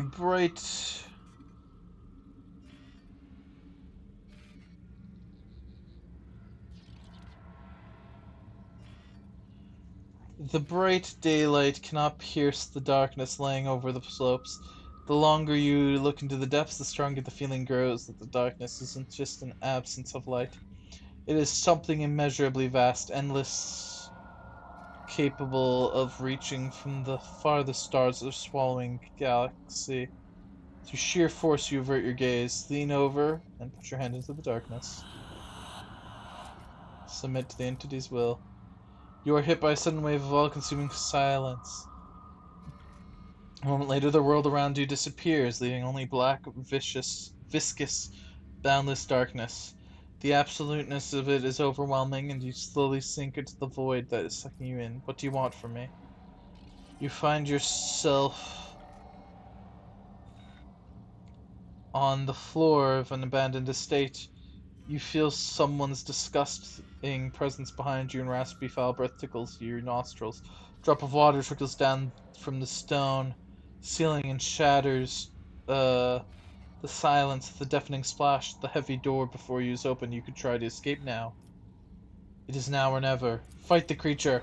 You turn around, intent on killing the thing with your bare hands, but then exclaim in hesitation. You recognize the disfigured monster that is staring at you balefully from the darkness. You let out a heavy sigh, and a cloud of hot, fetid vapor settles on the smooth surface of the mirror.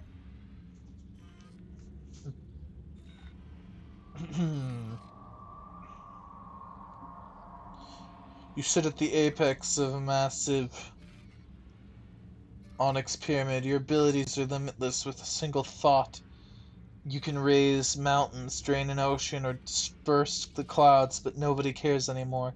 Soon your brothers and sisters will sacrifice you so that they can share your power among themselves and guide the civilization to prosperity. Proceed with the ceremony. Solemnly, of course, I cannot succeed skill checks that are actually, have a single chance of failing. Solemnly, you are placed in a cold black slab covered in glowing script, but at the last moment your love for your people fails you. You thrash your hand, breathe out with an expression of incredible pain, rips your heart out, one after another from another. You bite down and about cut off a piece of your own flesh. The pain is so terrible that your vision darkens, unable to bear it. You let out a frenzy groan, but you still shove the slimy scrap into your mouth and swallow it. And the extra 5 is not bad. You sense the darkness triumph. It has been following your thoughts with great interest, rummaging in your memories, studying your emotions, savoring your resolve and rage. Its bottomless gut rumbles with satisfaction at the last. Grateful, it lets you go and presents a parting reward. And we leveled up. Is there money to be made?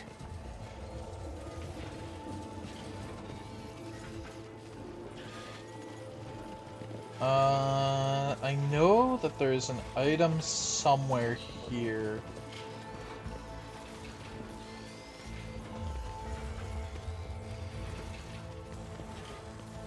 I'm still new to the art of exploring.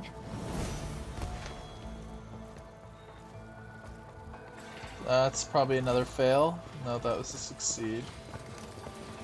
Keep your wits about you.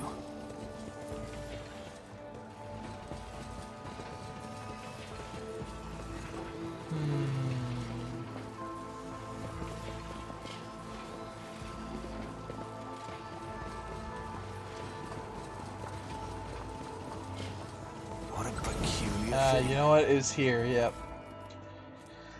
Staff of Mind Sight.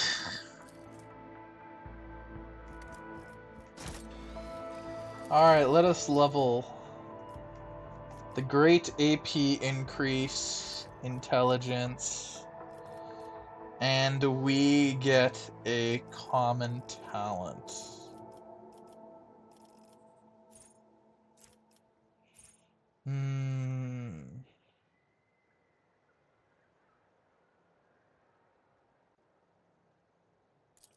Let's do public sentencing. Since, you know, I'm so good at coercion. If I could make it intelligence based, it would be so ridiculously high, man. Because that's like an increase of, that doubles it. That's an increase of 38. Yeah.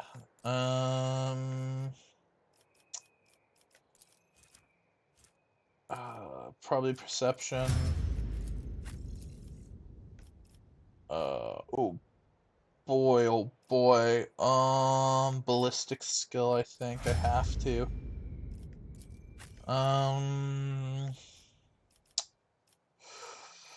Weapon skill is always the must.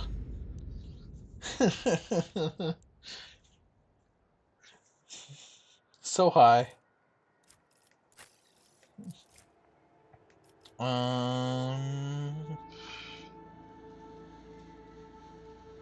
Oh boy, Eogunn. Your probably intelligence is your most important stat. I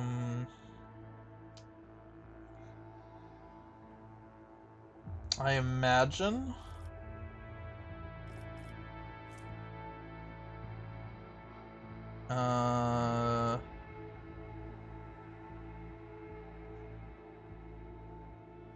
I imagine we're level 20 now, right?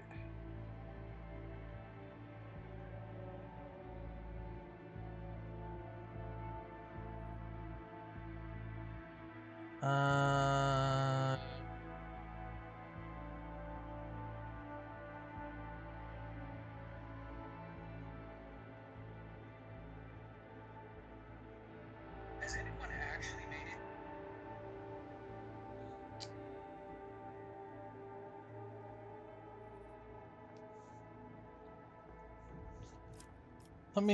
I wanna double check a couple things.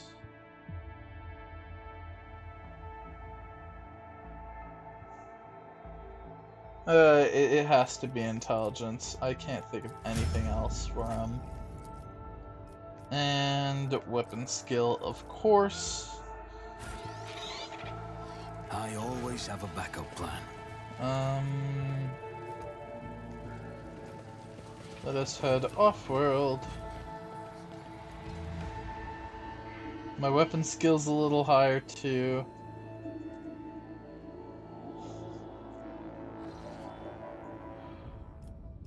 We have Xenotech. How much Xenotech does that require? 4? Let's do some combat here. War report shows up. Unknown ships are towing the interstellar Sextant, a cargo ship belonging to one of Footfall's wealthiest traders. Looks like the pirates have bitten off more than they could chew and are now being forced to drag the ship to a more secluded place where they can plunder it. Attack the pirates. As soon as they see you, the escort ship charges into battle at once. While the captive Sextant powers up its warp engines, unless you interrupt the preparation of the jump, the cargo ship will forever vanish beyond the veil of the Immaterium along with all the riches it is carrying. Send all available forces to intercept the Sextant. Don't let it get away! So naturally what this means is that the pirates are going to ignore the Sextant and instead attack you. And the Sextant is going to run away.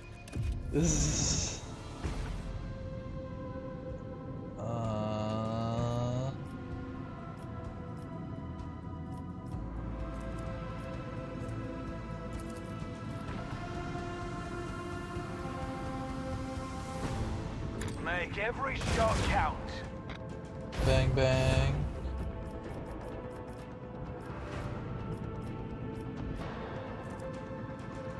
Remove one. Salvo.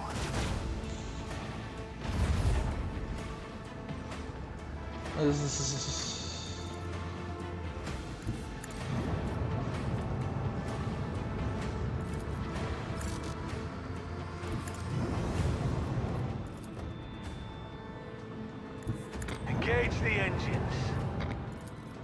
Lance battery. Volley.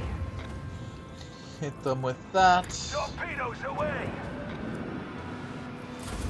And prepare. Oh, I forgot to put shields up. It's alright. Yeah, see, they focus on you instead of the Sextant. The Sextant goes 4.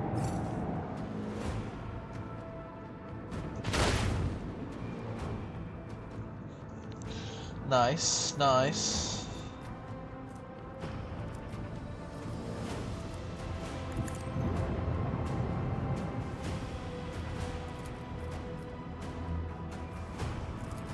With the force of a supernova. Alright, we blew up their shields. Macro cannons, open fire.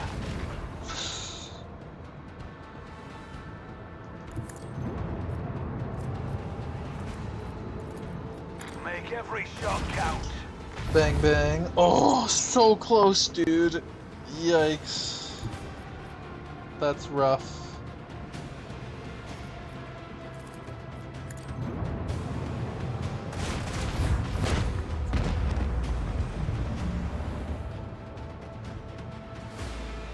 Helmsman, take us in. I forgot to put my shield at the front again.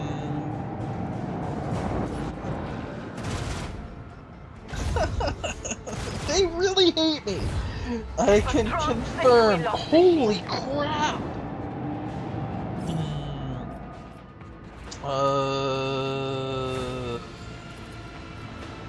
Fire at will.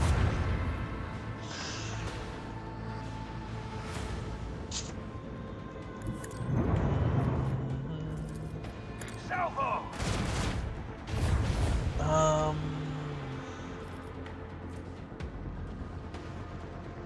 Yeah, I'm definitely not going to be able to do that. Make every shot count.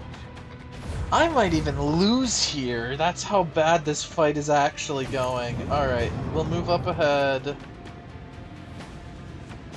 Let the void sort them out. Recharge shields and put that on the back. Yeah, Cobra's getting away. Are you kidding me? Ah! I'm dead. I'm dead because this game is so bad at actually doing directions.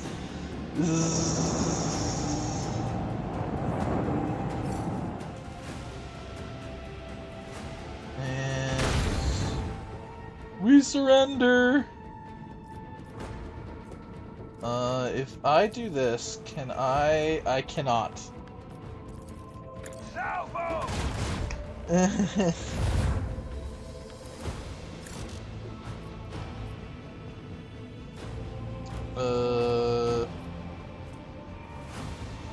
Well, that sucks.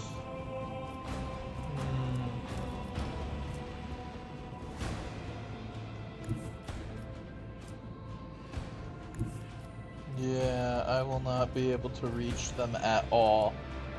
My gosh. Wow, I am really stuck here. With the force of a supernova! Well, we'll see if we win. I don't think so, though. When they get off.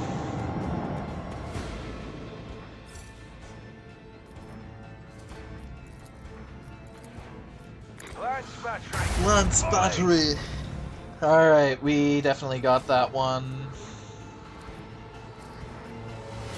We might still win this. It was definitely a hard-fought victory, though. Macro cannon, open fire!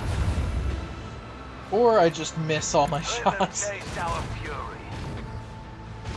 Holy mother of pearl, what? All hands, prepare for acceleration.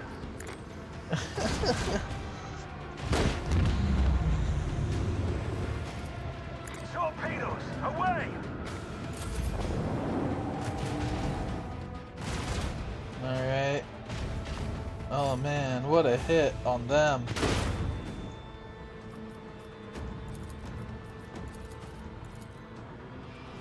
Well, we won, but just...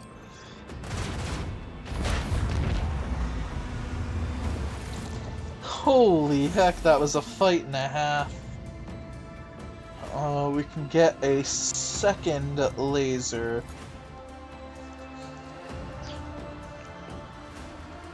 Whew.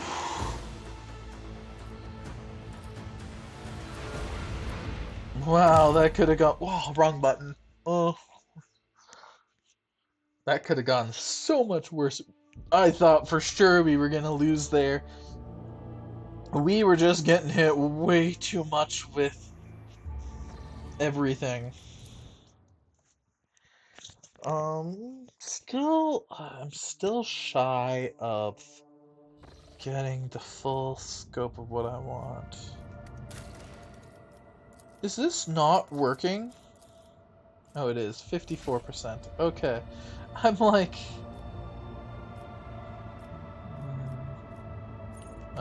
Void ship. New dorsal. Yeah.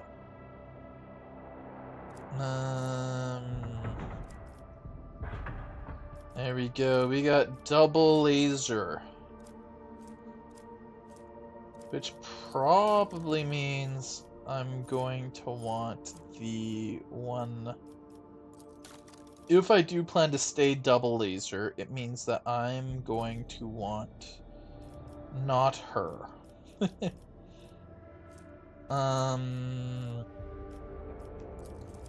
But instead one of you two.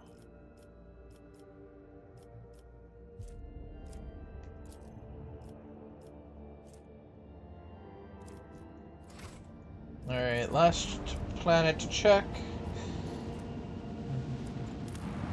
Begin the scan. And we got some Hunter Father's armor.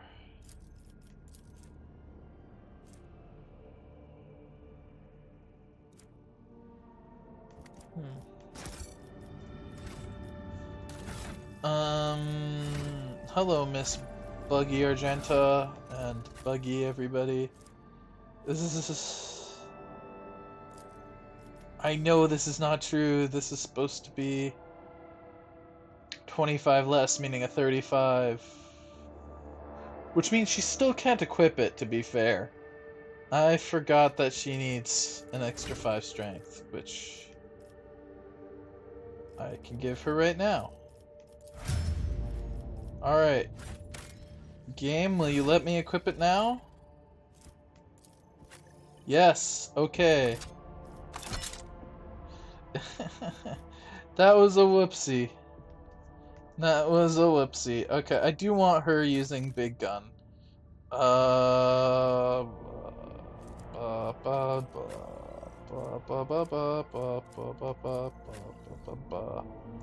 Shoes. What use do you have?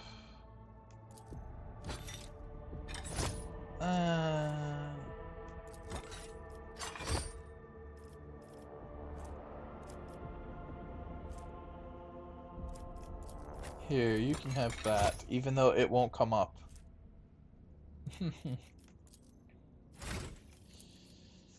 Heinrich von Kellock's weapon skill as always. Fellowship. Do I want fellowship or do I want ballistic skills? Probably ballistic skills, actually. And perception. Alright. That's everybody. I'm gonna be going to Janice now.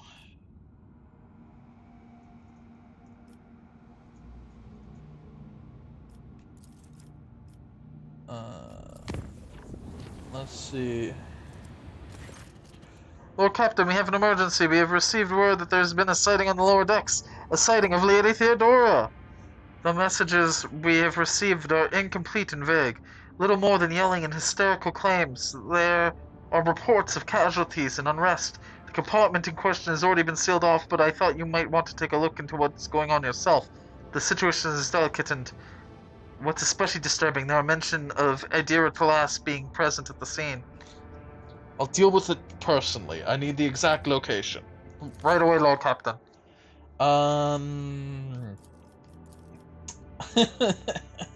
It's important we bring Argento with us for this. Because we can get some bonus points with Argenta being here.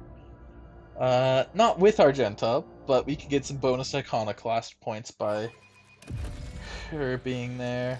Tech use. The machine god was benevolent to me. Important part of the compartment and Derville infrastructure appears to be in working order. These rumors about Lord Captain Theodora, surely you do not believe... And who now deigns to grace us with their presence? Another gaggle of heretics and traitors thirsting to get their due for what they've done? Or is it the leader himself who has finally grown tired of hiding behind others? Rogue traitor, we meet at last. I'd grown tired of waiting for you to pay me a visit. Indeed, centuries of selfless toil and effort, and everything I left behind has gone to this non-entity. Warp illusion, begone! Argenta, dear, my dear, there's no need to make such a fuss. Why don't we sit down over a cup of recaf like we used to? I'll listen to your rapturous tales of sacred relics, portents, and your special path. You must have been so lonely without me here. No one else is willing to listen to your ravings or help you with your childish treasure hunt. Ha ha ha! Throne, preserve us from the cursed apparition of the archenemy. Is that what you're truly praying for? I can hear how fast your heart is pounding, Wezrin. I think deep down you're hoping that this apparition never ends. Die, scum!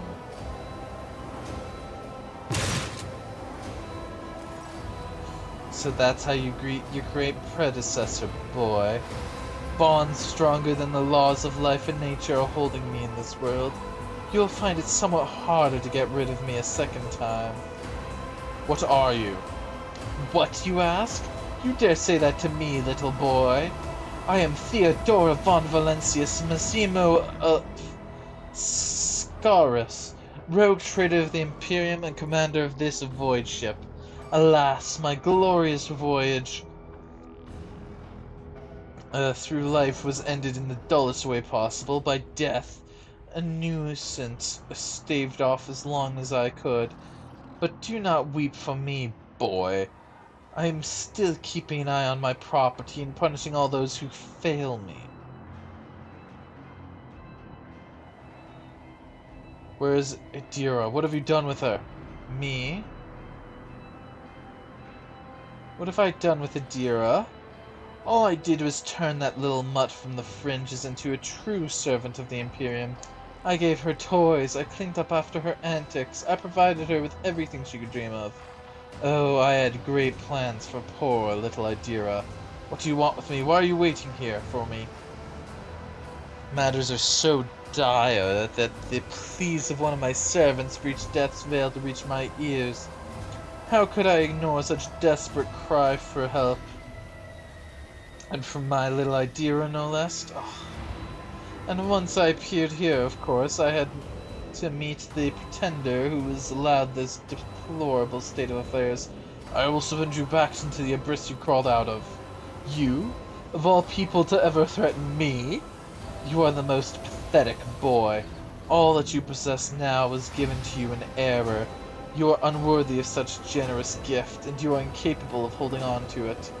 I am here to seek my retribution against all who failed me. My brainless crew, my useless officers, my pathetic servants who turned their back on their mistress in the darkest hour. And worst of all, you, my dearest heir. You who have undeservingly claimed the warrant and everything else that is mine. I will drag it all to the warp with me, including you. Always keep your eye on the prize. The lines in the screen look fuzzy, as though the cogitator's readout system or data storage has been damaged. People's remains have been hideously mutilated. The flesh seems to have melted at the edges and is thickly coated in stinking mucus. Something.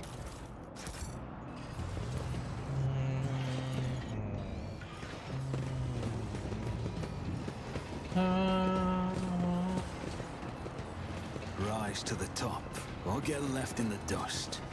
Or get left in the dust.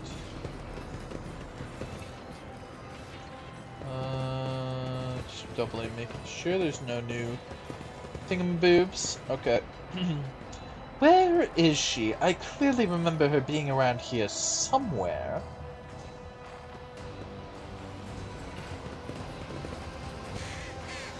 Caw-caw!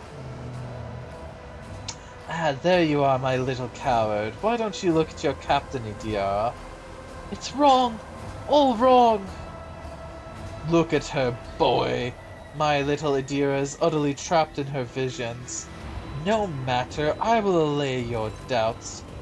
Lord Captain? No, wait! Lord Captain... Lady von Valencius!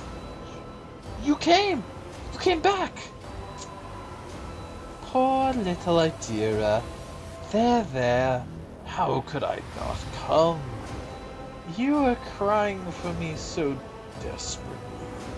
Your pleas carried it to the very depths of the war itself. Why didn't you save me? Why didn't you warn me?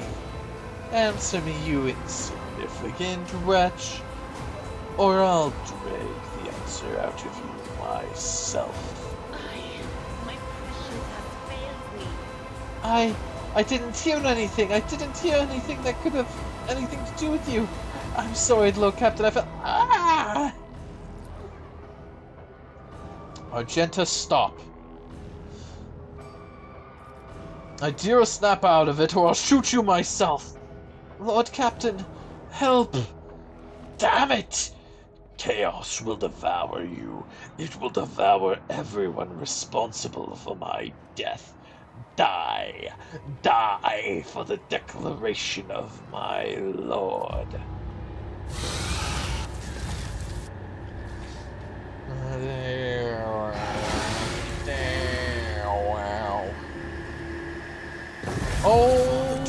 Alrighty then. Do I? Yeah, I think I will. Alright. Eogunn. Pasquale. Abelard. I think this is perfect. Oh, doubly perfect. I can just rush up there right away. I am a navigator, not a servitor. I have my +5 up. Let's make me into a god.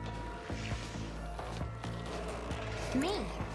If you insist, Lord Captain. Tell Eogunn to go. Eogunn will go. Ah, Nuncius. How grand. A valid argument. Okay, everybody will get that. Astute observation. Everybody will get that. Everybody will get this. Everybody will get Galactic Field. Everybody will get Galactic Strike. And we still have 2 more points to go.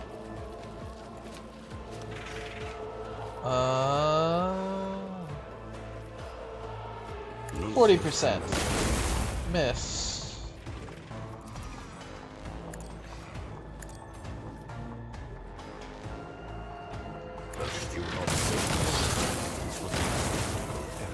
Perfect! Double kill!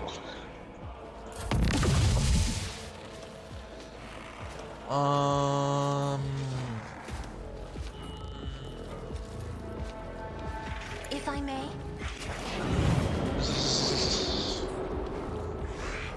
Just do some damage there, and then we will put I'm not this on accustomed to being here, ordered around. and this I am on a navigator, here. not a servitor. Be careful not to cross my gaze. Oh, he went to pick a fight with me. Oh, man. Atira, what are you doing?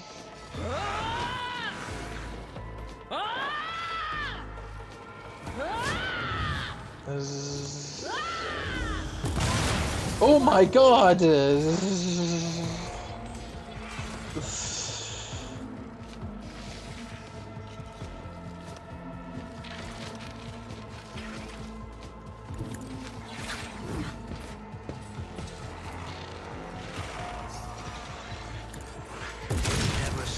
Oh, whoops, I forgot to, mark my prey. I won't stand for it. Hello, prey. I'll see to it personally. Hello, other prey.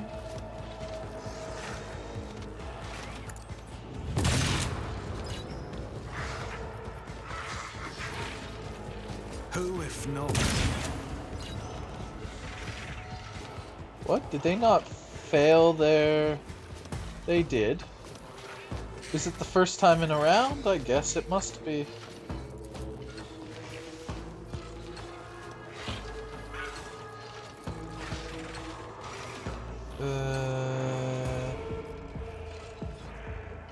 I mean, I could still get the kill here if I so choose.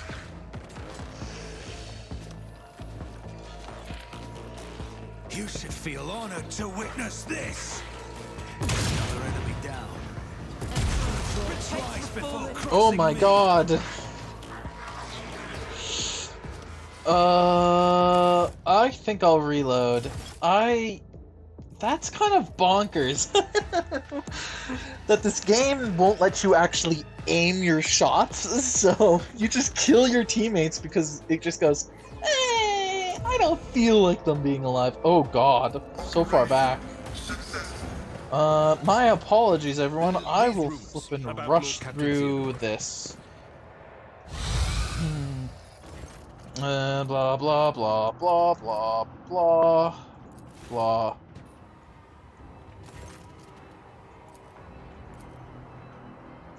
Blah blah blah blah blah. My house would be proud of me. Yeah, unfortunately I there did money to be more made? than a single misplay. There. Positioning is very, very hard for the shotgun build. Alright,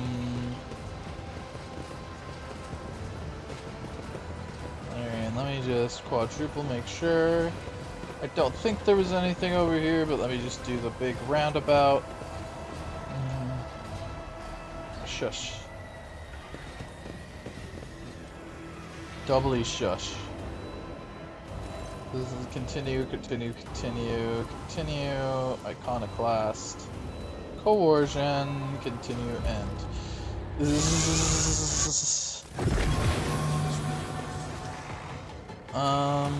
Back here. Put Nuncius back there as well.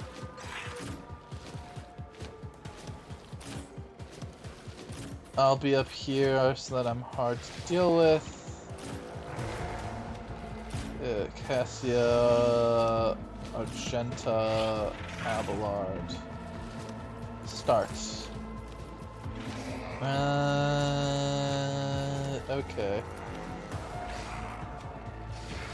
Isn't this a job for the serfs? If I may? Let us give Eogunn a bump. Give me a bump. Give Eogunn another turn. Eogunn will go. Give everybody a stat boost. And then everybody a action boost. Everybody immunity to his attacks. Everybody guaranteed and bonus damage. Everybody bonus damage. Then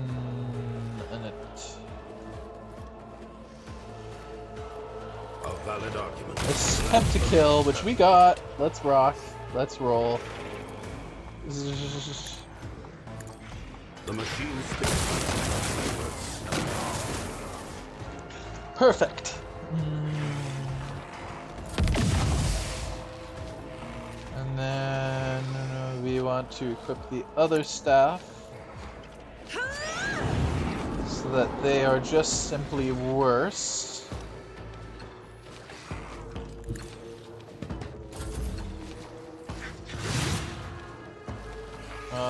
They got behind me again. Whoa! AoE and a half. Wow.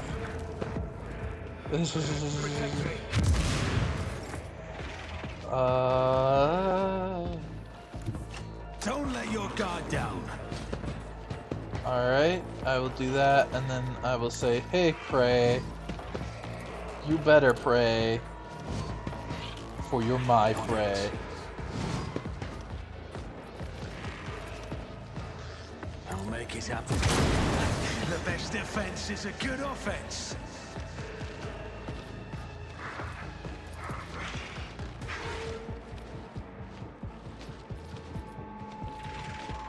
Let's see, I could do a 2-shot. Let's see.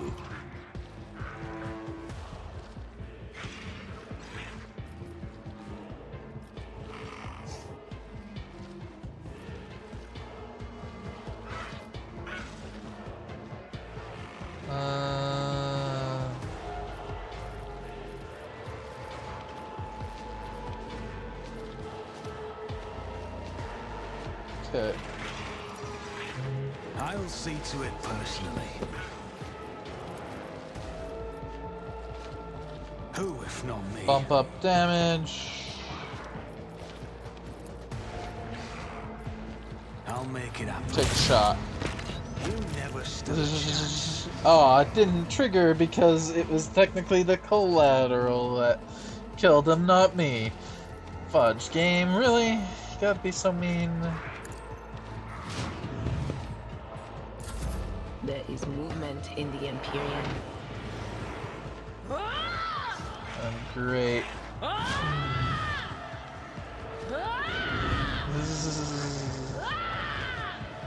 Cover me!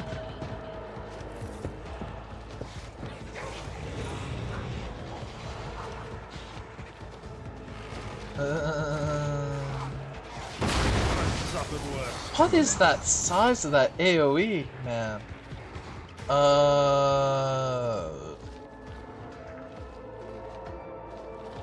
Rejoice in battle!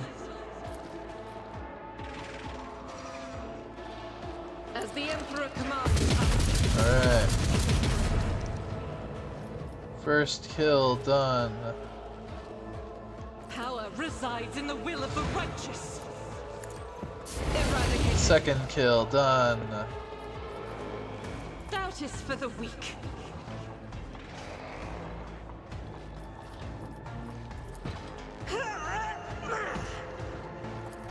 Faith without deeds. Bam! I will not. We already have 5 stacks, so we are even better. And turn. Eogunn. Executing command.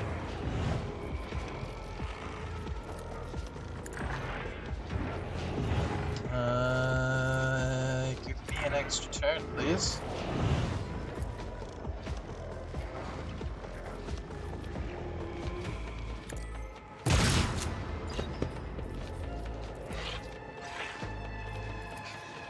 It's as good as done.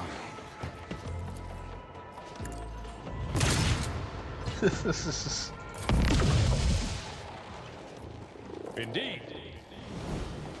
Indeed, indeed, indeed, indeed.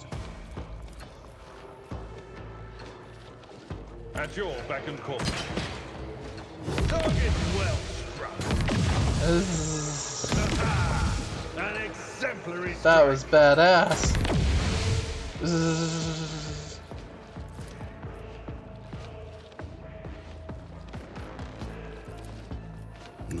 Give everybody back this.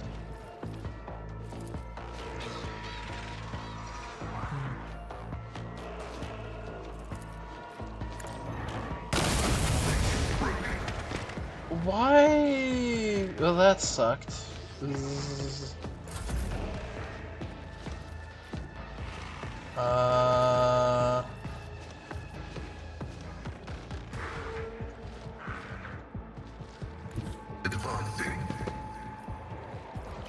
Perfect spot.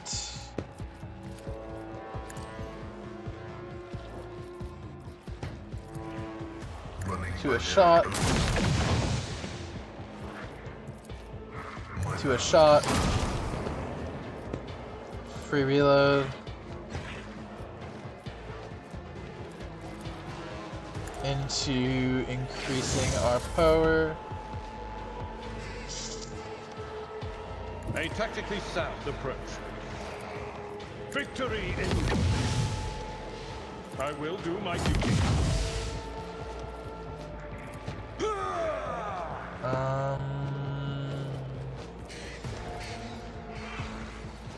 It will be done.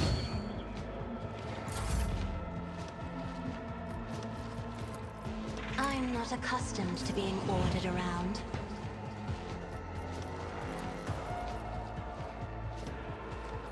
Alright, let us get that up to 21. Which we will then absorb. This could kill here. I'll make it happen. It didn't. So that means it couldn't have killed actually, but it's okay.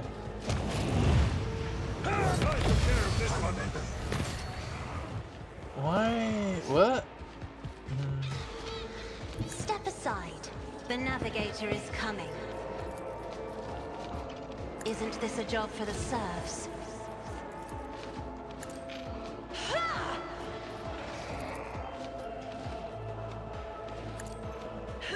That's actually a big bump to him.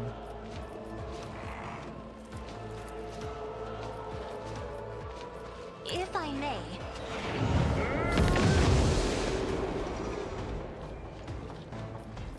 Oh.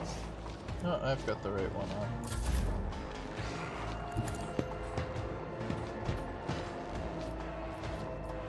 on. I guess we're just getting the kill here, right? It's as good as another enemy's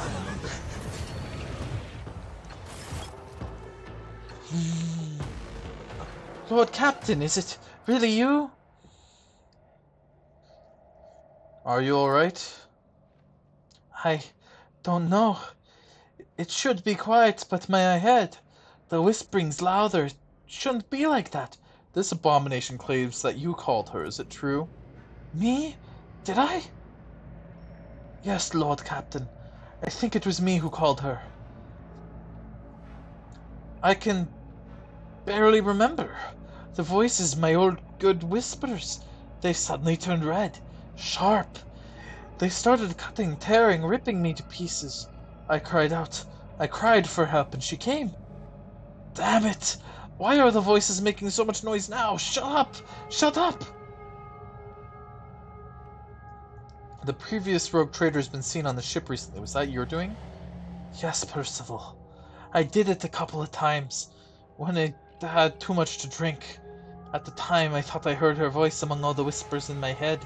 The voice was so sad, so clear, I couldn't help myself. I answered. I hoped I could reach her there.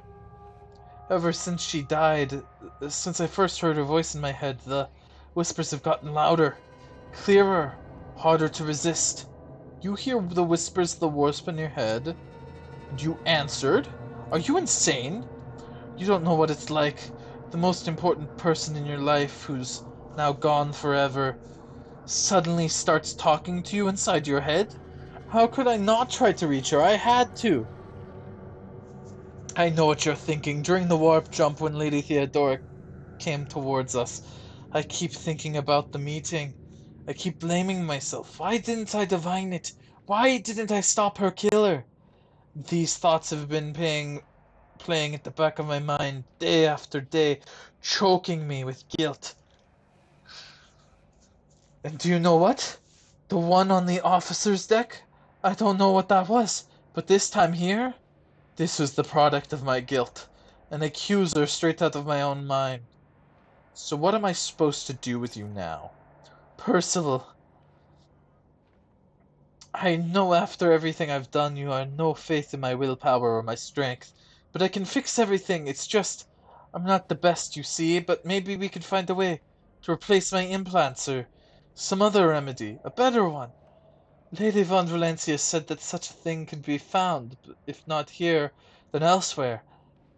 I just didn't need it before, but we just need to find it. We need to figure out where to look for it, and we'll get it. And until then, I'll keep myself on a tight leash. I'll help you, Adira. We'll think of something. Thank you. Thank you, Percival. I won't let you down. You're making a mistake, Lord Captain. Perhaps you will find something to slow the decline, but it will not stop it. Only a miracle can save Adira Telas now. I think I'd better. With your permission, Lord Captain. Lord Captain, I received a report that the shooting on the lower decks has stopped. I presume you brought the situation under control, awaiting further instructions.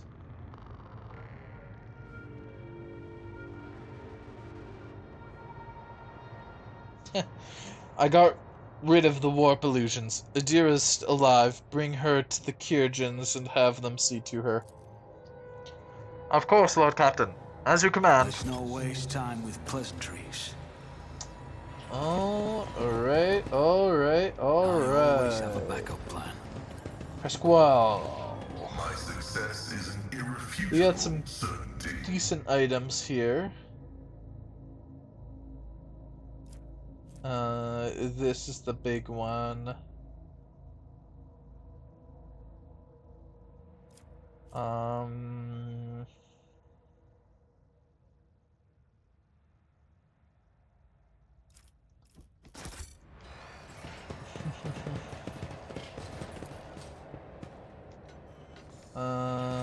No.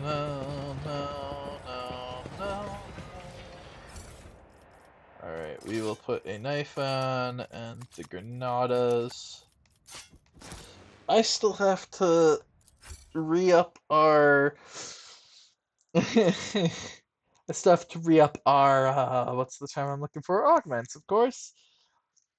Now that I have the two that tell me to do drugs. Kill a bear.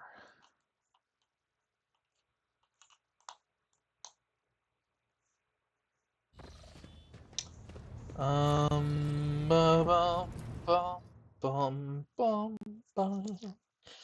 So yeah, that level up is big. Getting the extra AP really opens up turns. Let me go...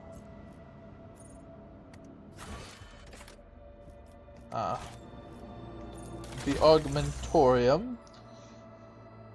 I want this one.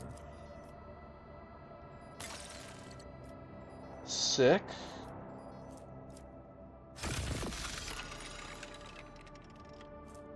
I want to give that to you. Because I gave him the Medicae arm, which means that he can give from 4 away.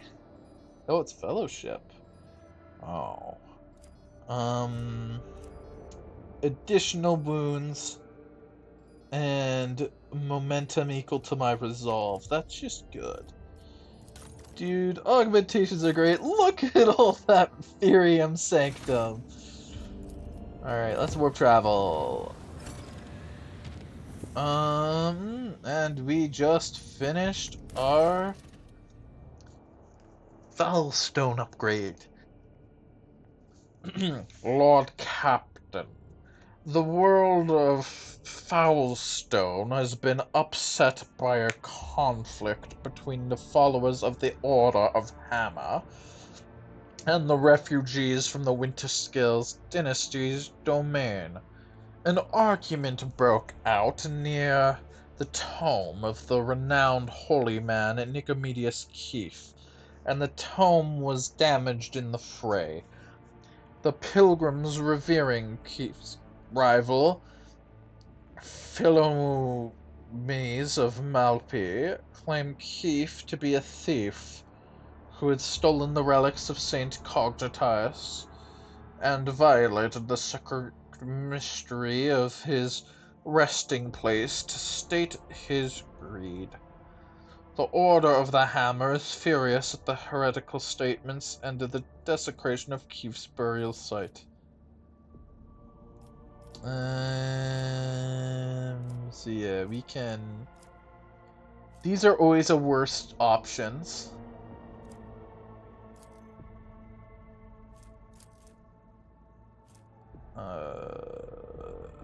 Yeah, no, none of those are currently useful. What say my advisors?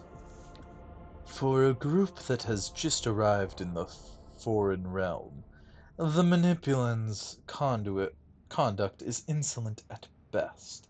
Penance should be imposed on them. We will send them on a pilgrimage to find the relics of Saint Cognitus and learn the ways of Saint Keith. In this way, they would be of use for returning the lost relics, and the Order of Hammer would be satisfied with a just verdict. There was a similar theological dispute at the Fifth Aphelian Council, and the conflict between the two cultists was resolved in a sacred duel. 20 champions from each side came forward, both sides vowing to accept the victor's teachings if they lost. I propose to invoke the council's edict and settle this dispute in the same way. They believe that their faith is superior. Then let them prove it. Subject them to a severe test of faith. If they survive it, they will be proven their steadfastness. Even if the Order of Hammer does not accept their arguments, it will be easier for them to recognize the newcomer's right to interpret the way of Saint Cognitus, if they prove it with their own blood and pain. The Manipulus have renounced the concept of possession. Their vows are true and similar to ours, but they lack humility and reverence for the deed. The blood-spun web could embrace their leaders. We could teach them. We could soothe their turmoil.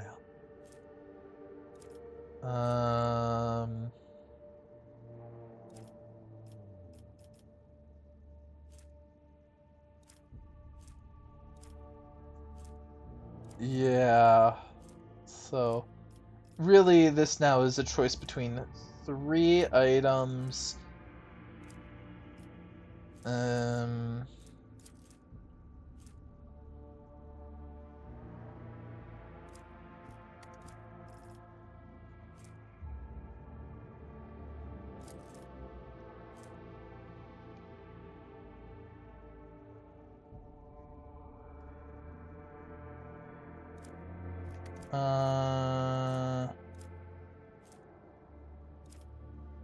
Yikes. So I will say this is probably the least useful one. This one is a build-defining piece of equipment, but I won't be able to use it. Because I don't use melee attacks, so...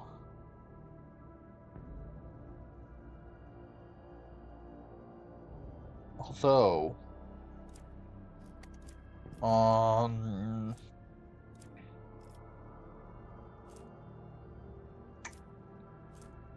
The extra security is nice.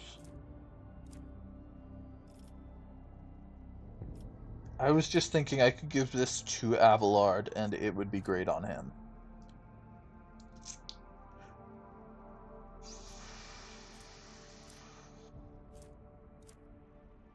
We shall allow the Alpanes to prove their strength and their conviction through severe trial of faith. Let them show you the weight of the world's teachings.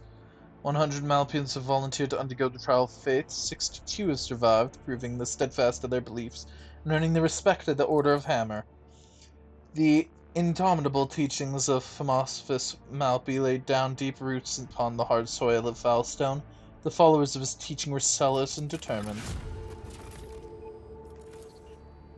Alright, next project. Touched by Holiness. Thousand-Faced Relic is probably what I want to start with.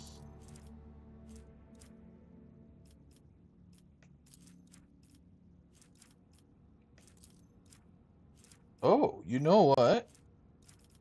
I'm having a way easier time with that. So this is the one I want. I want Shrine, I think.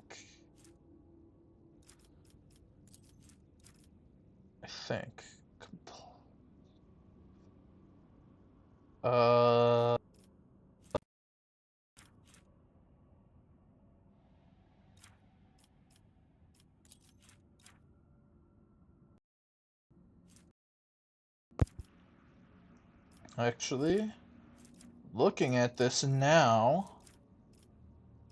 in Drusius's footsteps seems better, because +2 compliance across all things, +5 profit factor seems very good, and we already have the requirements for it, which just means... Oh, that blocks good tidings.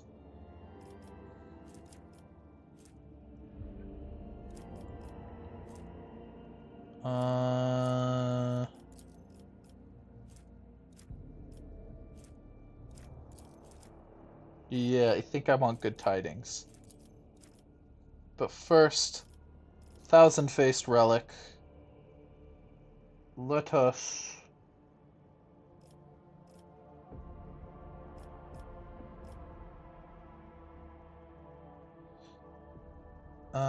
let us increase compliance and make the Drusians happy. The monks demand a great work. Thousands of faithful with skin entirely covered in scars and the form lines from sculptures about Saint Cogditus.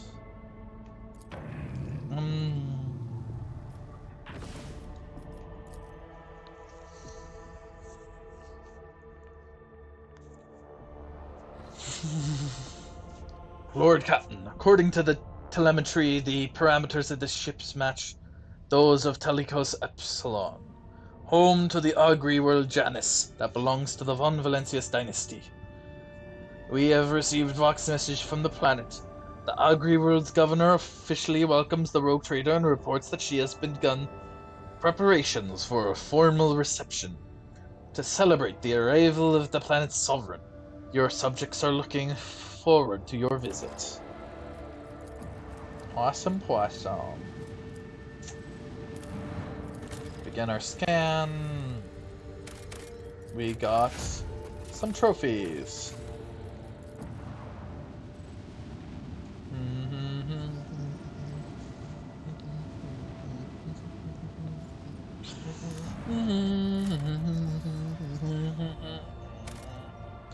We don't need that.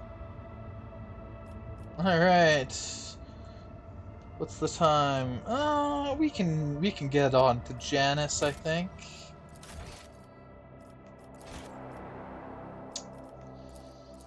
Boy, oh boy, I have some options here, though. Who am I taking with me? I think I'll take Heinrichs. Um...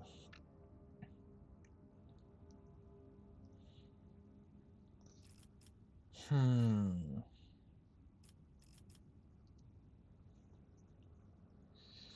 See, I could ditch Pascal for Itira. But I really like Pascal right now, so... Um...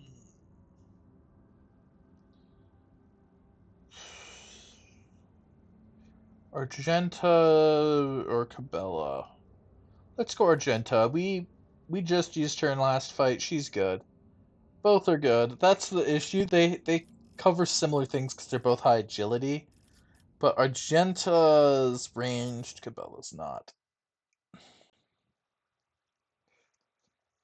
Governor Viat's estate.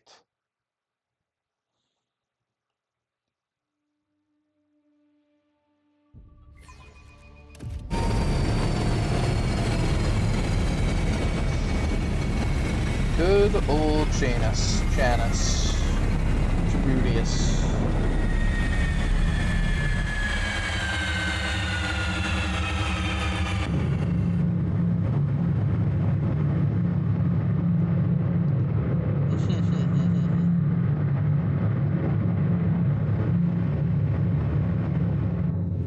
A lavishly dressed noblewoman in an opulent silk gown watches you with an expectant air, but then gracefully bows her head. Gem-encrusted implants protrude from her arms and neck. I welcome you on behalf of the noble house Viat ab Arum. My name is Vistenza Janus Viat ab Arum of the Coronis. By the grace of the Emperor and the will of the rogue trader, Theodora von Valentius, I serve as planetary governor and imperial commander-in-chief of this world. In truth, your arrival in this place of the esteemed Lady von Valentius is quite unexpected.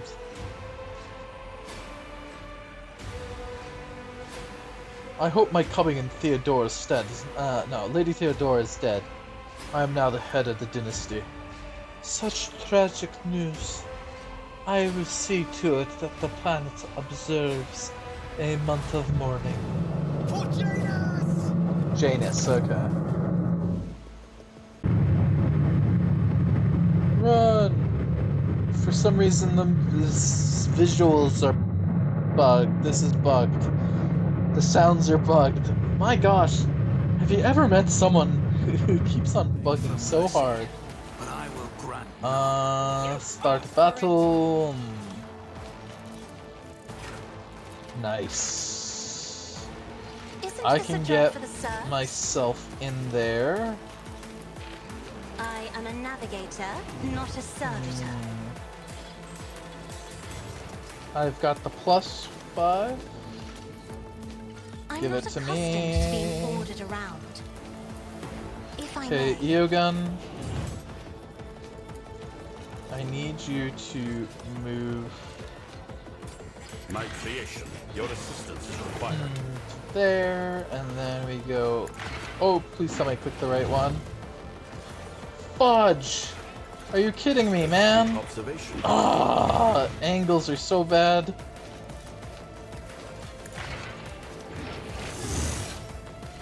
Oh man, now everyone's gonna be down a couple of actions.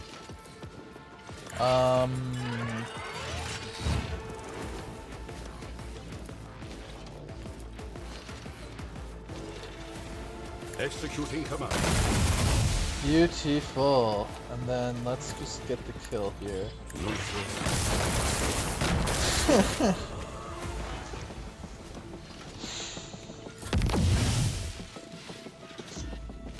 Oh, right. Because I couldn't do that. I did not have the option. I have read tomes of Rush her military in. tactics. put cover efficiency on me. I wish you could angle those. Like, I wish I could change the direction. I am a navigator, All not a right. servitor. I'll do what it takes. It's a pleasant experience. Heinrichs. Naturally. Give everybody more resolve. I won't object to it. Increase their thing. my bidding. Stability. Let's see Give to it. everybody some extra toughness. Look at those stats across the board.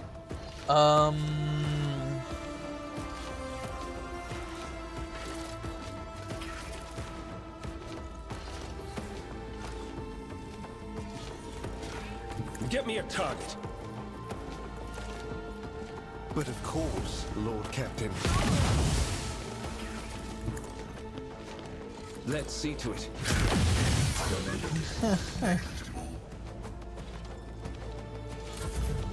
Don't touch me. Ooh. All right. I am a conduit of the machine god's will. You're rank 2. You're not even worth the kill. Let's see. On it. Oh my god! Audio bugs, stop, please! I must apologize, everybody. I don't know. Oh my god. I don't know why I'm so buggy. I honestly could not tell you.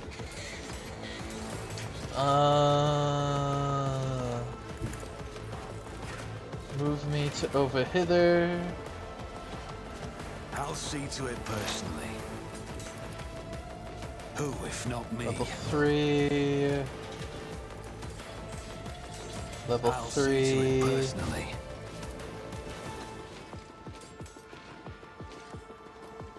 On Level it. 3. Alright, you are my targets.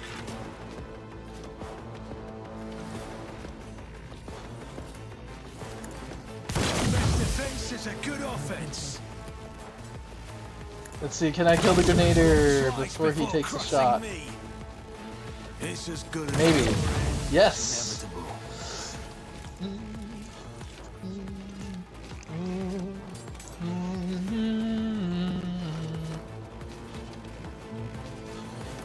It's 1%, but it's better than nothing. Eogunn, give everybody this buff. And this buff. And another one.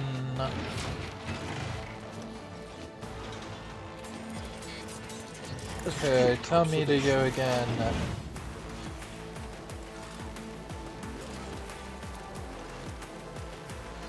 I'll make it out. Best defense is a good offense.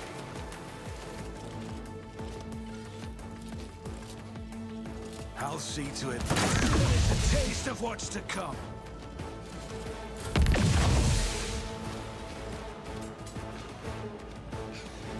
Do you have a line of sight on anybody? Not really. So in that case, just please add more.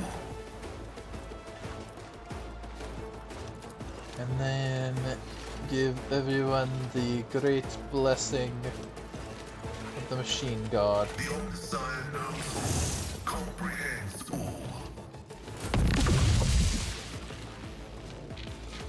The servants of the Omnissiah will not waver. Assess and act, tech assistant.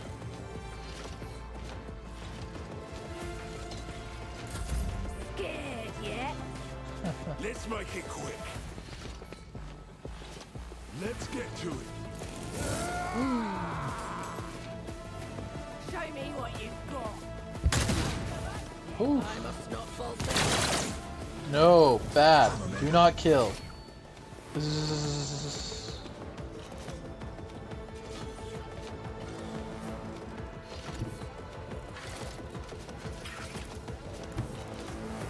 will bathe this battlefield in righteous fury.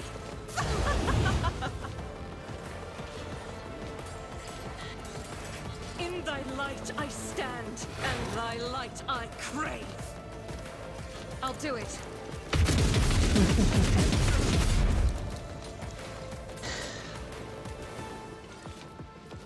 As the Emperor commands, I act.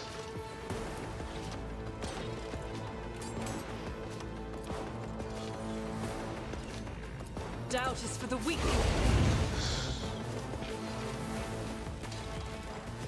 I'll do it. As the Emperor commands, I act.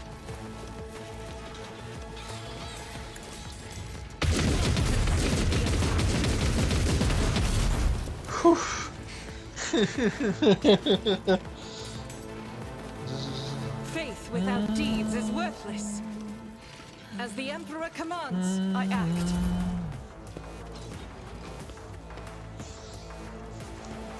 We have almost won. Alright, my go.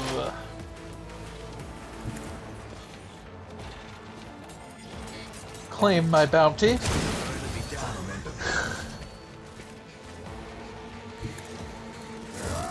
Harry.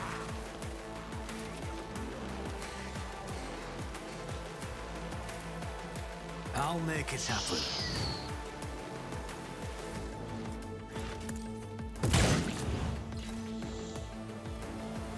I'll see to it personally. Alright. I am one step off.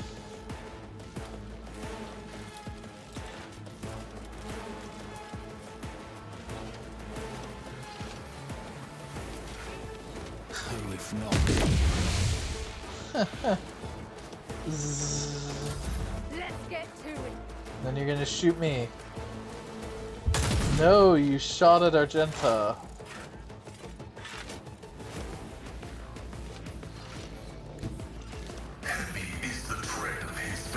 Okay. Increase cover efficiency. I think we just end the fight, right? Oh, I can't. Well, I'll open mine.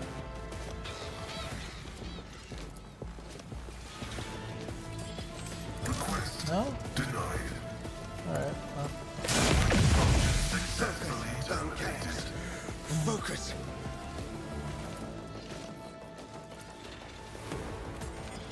Okay, well, apparently that didn't work. Request approved.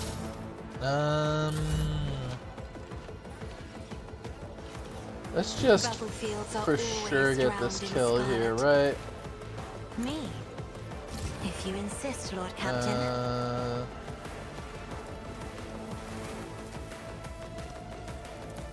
I'll paint your death in colors. Oh, I forgot to... Hee. Whatever. Never stood a chance.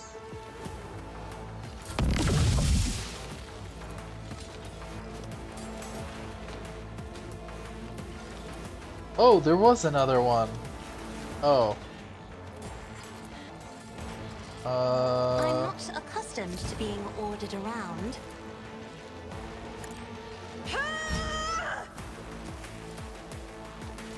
Isn't this a job for the serfs? If I may. I'll make it happen. Let's see, can I? I can. Okay. On it.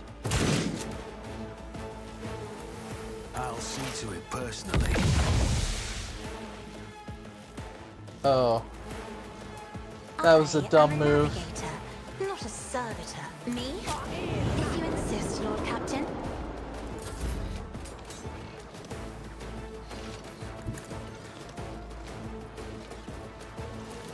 I won't object to it.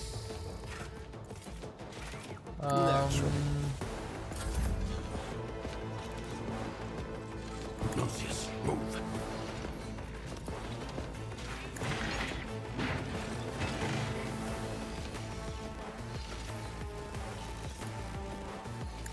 again.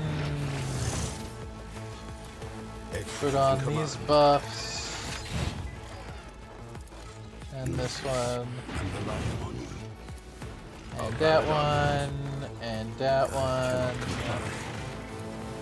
Nuncius is skeptical about this. The machine spirits approve. Isn't this a job for the serfs?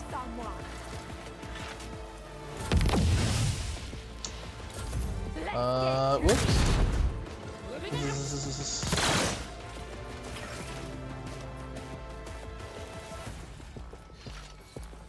I'll do it. Alright. God Emperor, move through me. Be the fire in my heart. I think we have got this in the bag. As the Emperor commands.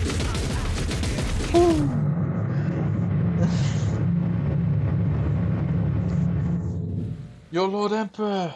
Or your Lordship, Emperor preserve us, are you alright? Do not fret, layperson.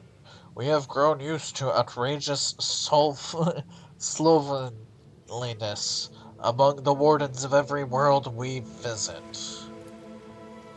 A remarkably well-timed question, and, as such, a rhetorical one. A pale greyness is strangling this peasant like a noose.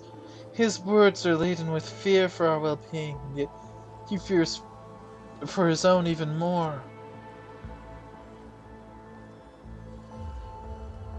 You should all be flogged for such negligence. Who were they, and how did they enter the governor's estate? They are rabble who dare to raise their hand against the planet's lawful authority. I beg you, your lordship, allow me to escort you inside. The governor will explain everything to you. I'll find my own way there. Stand aside! I just say that so I can loot.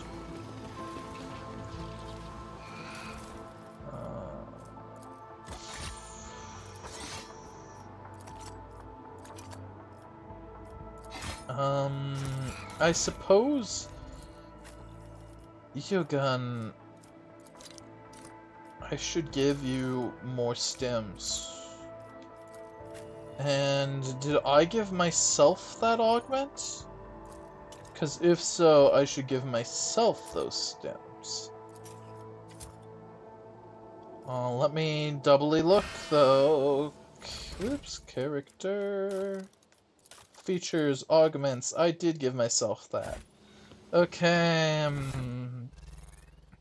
Yeah, having +4 MP and AP is very good, especially with my shoes, because that is an additional 16%, meaning that I should now be maxing out with the drug. That being said, Eogunn will probably be the one who I want to administer most of this. Heinrichs, you can have the whistle. And the... gosh. I still haven't done that. I'm still holding on to this. I think I should give it to myself, no?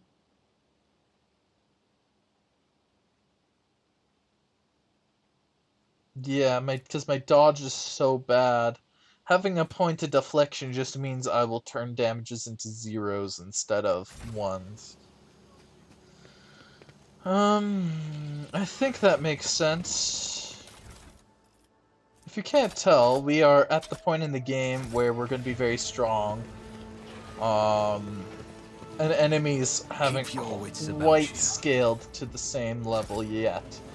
They will, though. No need to worry. We're just at that point where we have currently outscaled. Lord Imperium. How it's done. Sealed containers marked with the familiar insignia of the Minotaurum, and additional seals of Forge Worlds unknown to you. The crates contain high-grade weapons, likely made to order. Ooh, new chute. Oh, it's just more legs.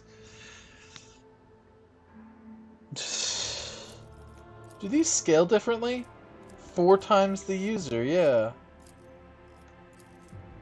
I think that they're just bugged.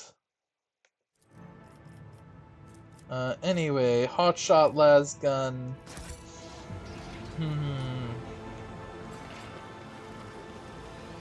I like that there is some stuff here, though.